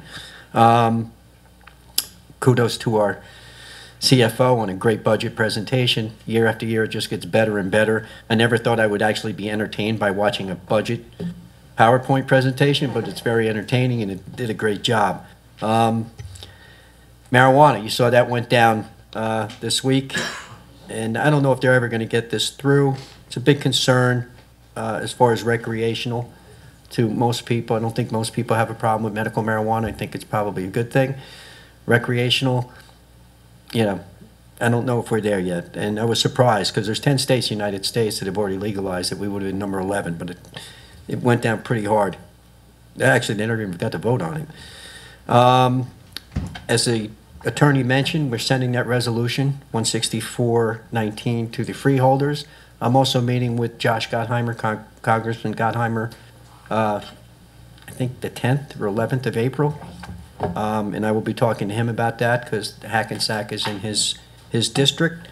So, and Murphy, actually the resolution is being sent to Murphy as well, it says it on there. But if we have any contact with him, we'll definitely bring that up. Promoting the arts, very important for us. There's some other stuff going on in town arts-wise over on Demarest Place, which is really an alleyway. It's not a street. There's some artwork going to be going up there soon. They picked an artist. He's going to be doing murals on the wall in our downtown. Roads, we've had a very aggressive. Now this time of year is when we obviously get the most complaints about potholes because winter's over, roads are in bad shape, and we're just now starting to fix them. But as far as repaving, I don't think anybody's repaved as many streets in the amount of time we've paved in the last 5 years. I mean, we've really gotten aggressive with paving through Hackensack, and along with the county, who's done quite a few roads in Hackensack as well. The last lady who spoke lives on a house on DeWolf Place. I feel her pain because I live at the bottom of a hill, and she lives at the bottom of a hill with a giant apartment building that dumps tremendous amounts of stormwater down onto the street where she is. And it's almost an unfixable problem. It really is, because it's just so much water coming down that hill going there. Unless you redo the whole stormwater system there, it's not going to happen. And maybe some of the monies from some of the infrastructure work that's going on over in that area, we can try to fix that. But it's not an easy fix, that's for sure. Signalization, somebody was talking about the traffic lights before, and traffic. All the new traffic lights going on State Street, or that are on State Street already and going up on Main Street, are specialized signalization that actually talk to each other. All right? For example, even Prospect and Beach Street, those lights talk to each other. So if, say, the light's red on Prospect for the people on Prospect, the light's green for the people on Beach, but there's no longer any cars on Beach. Well, the camera will tell the other signal, hey, there's nobody here, you can change now. And it goes from one street to the next. They're all computerized, signalized. It's tremendous advancement. It moves traffic so much better that it's unbelievable. So that's one of the ways we're handling traffic. Will we have more traffic downtown? Yeah, I actually hope so. I hope Main Street gets as busy as it used to be back in the 60s and 70s. That's our goal, is to bring people back downtown. You see a lot of stuff going on Main Street. You see a lot of new restaurants coming in. I think a new one just opened up in the past few weeks, a new Vietnamese restaurant. And you're going to see a lot of good things happening in our downtown. So everybody thanks for staying out tonight. And it's been fun hanging with you guys, and have a great rest of your evening and get home safe. Thank you. Motion to close, please. Offer. All in favor? Aye. Aye.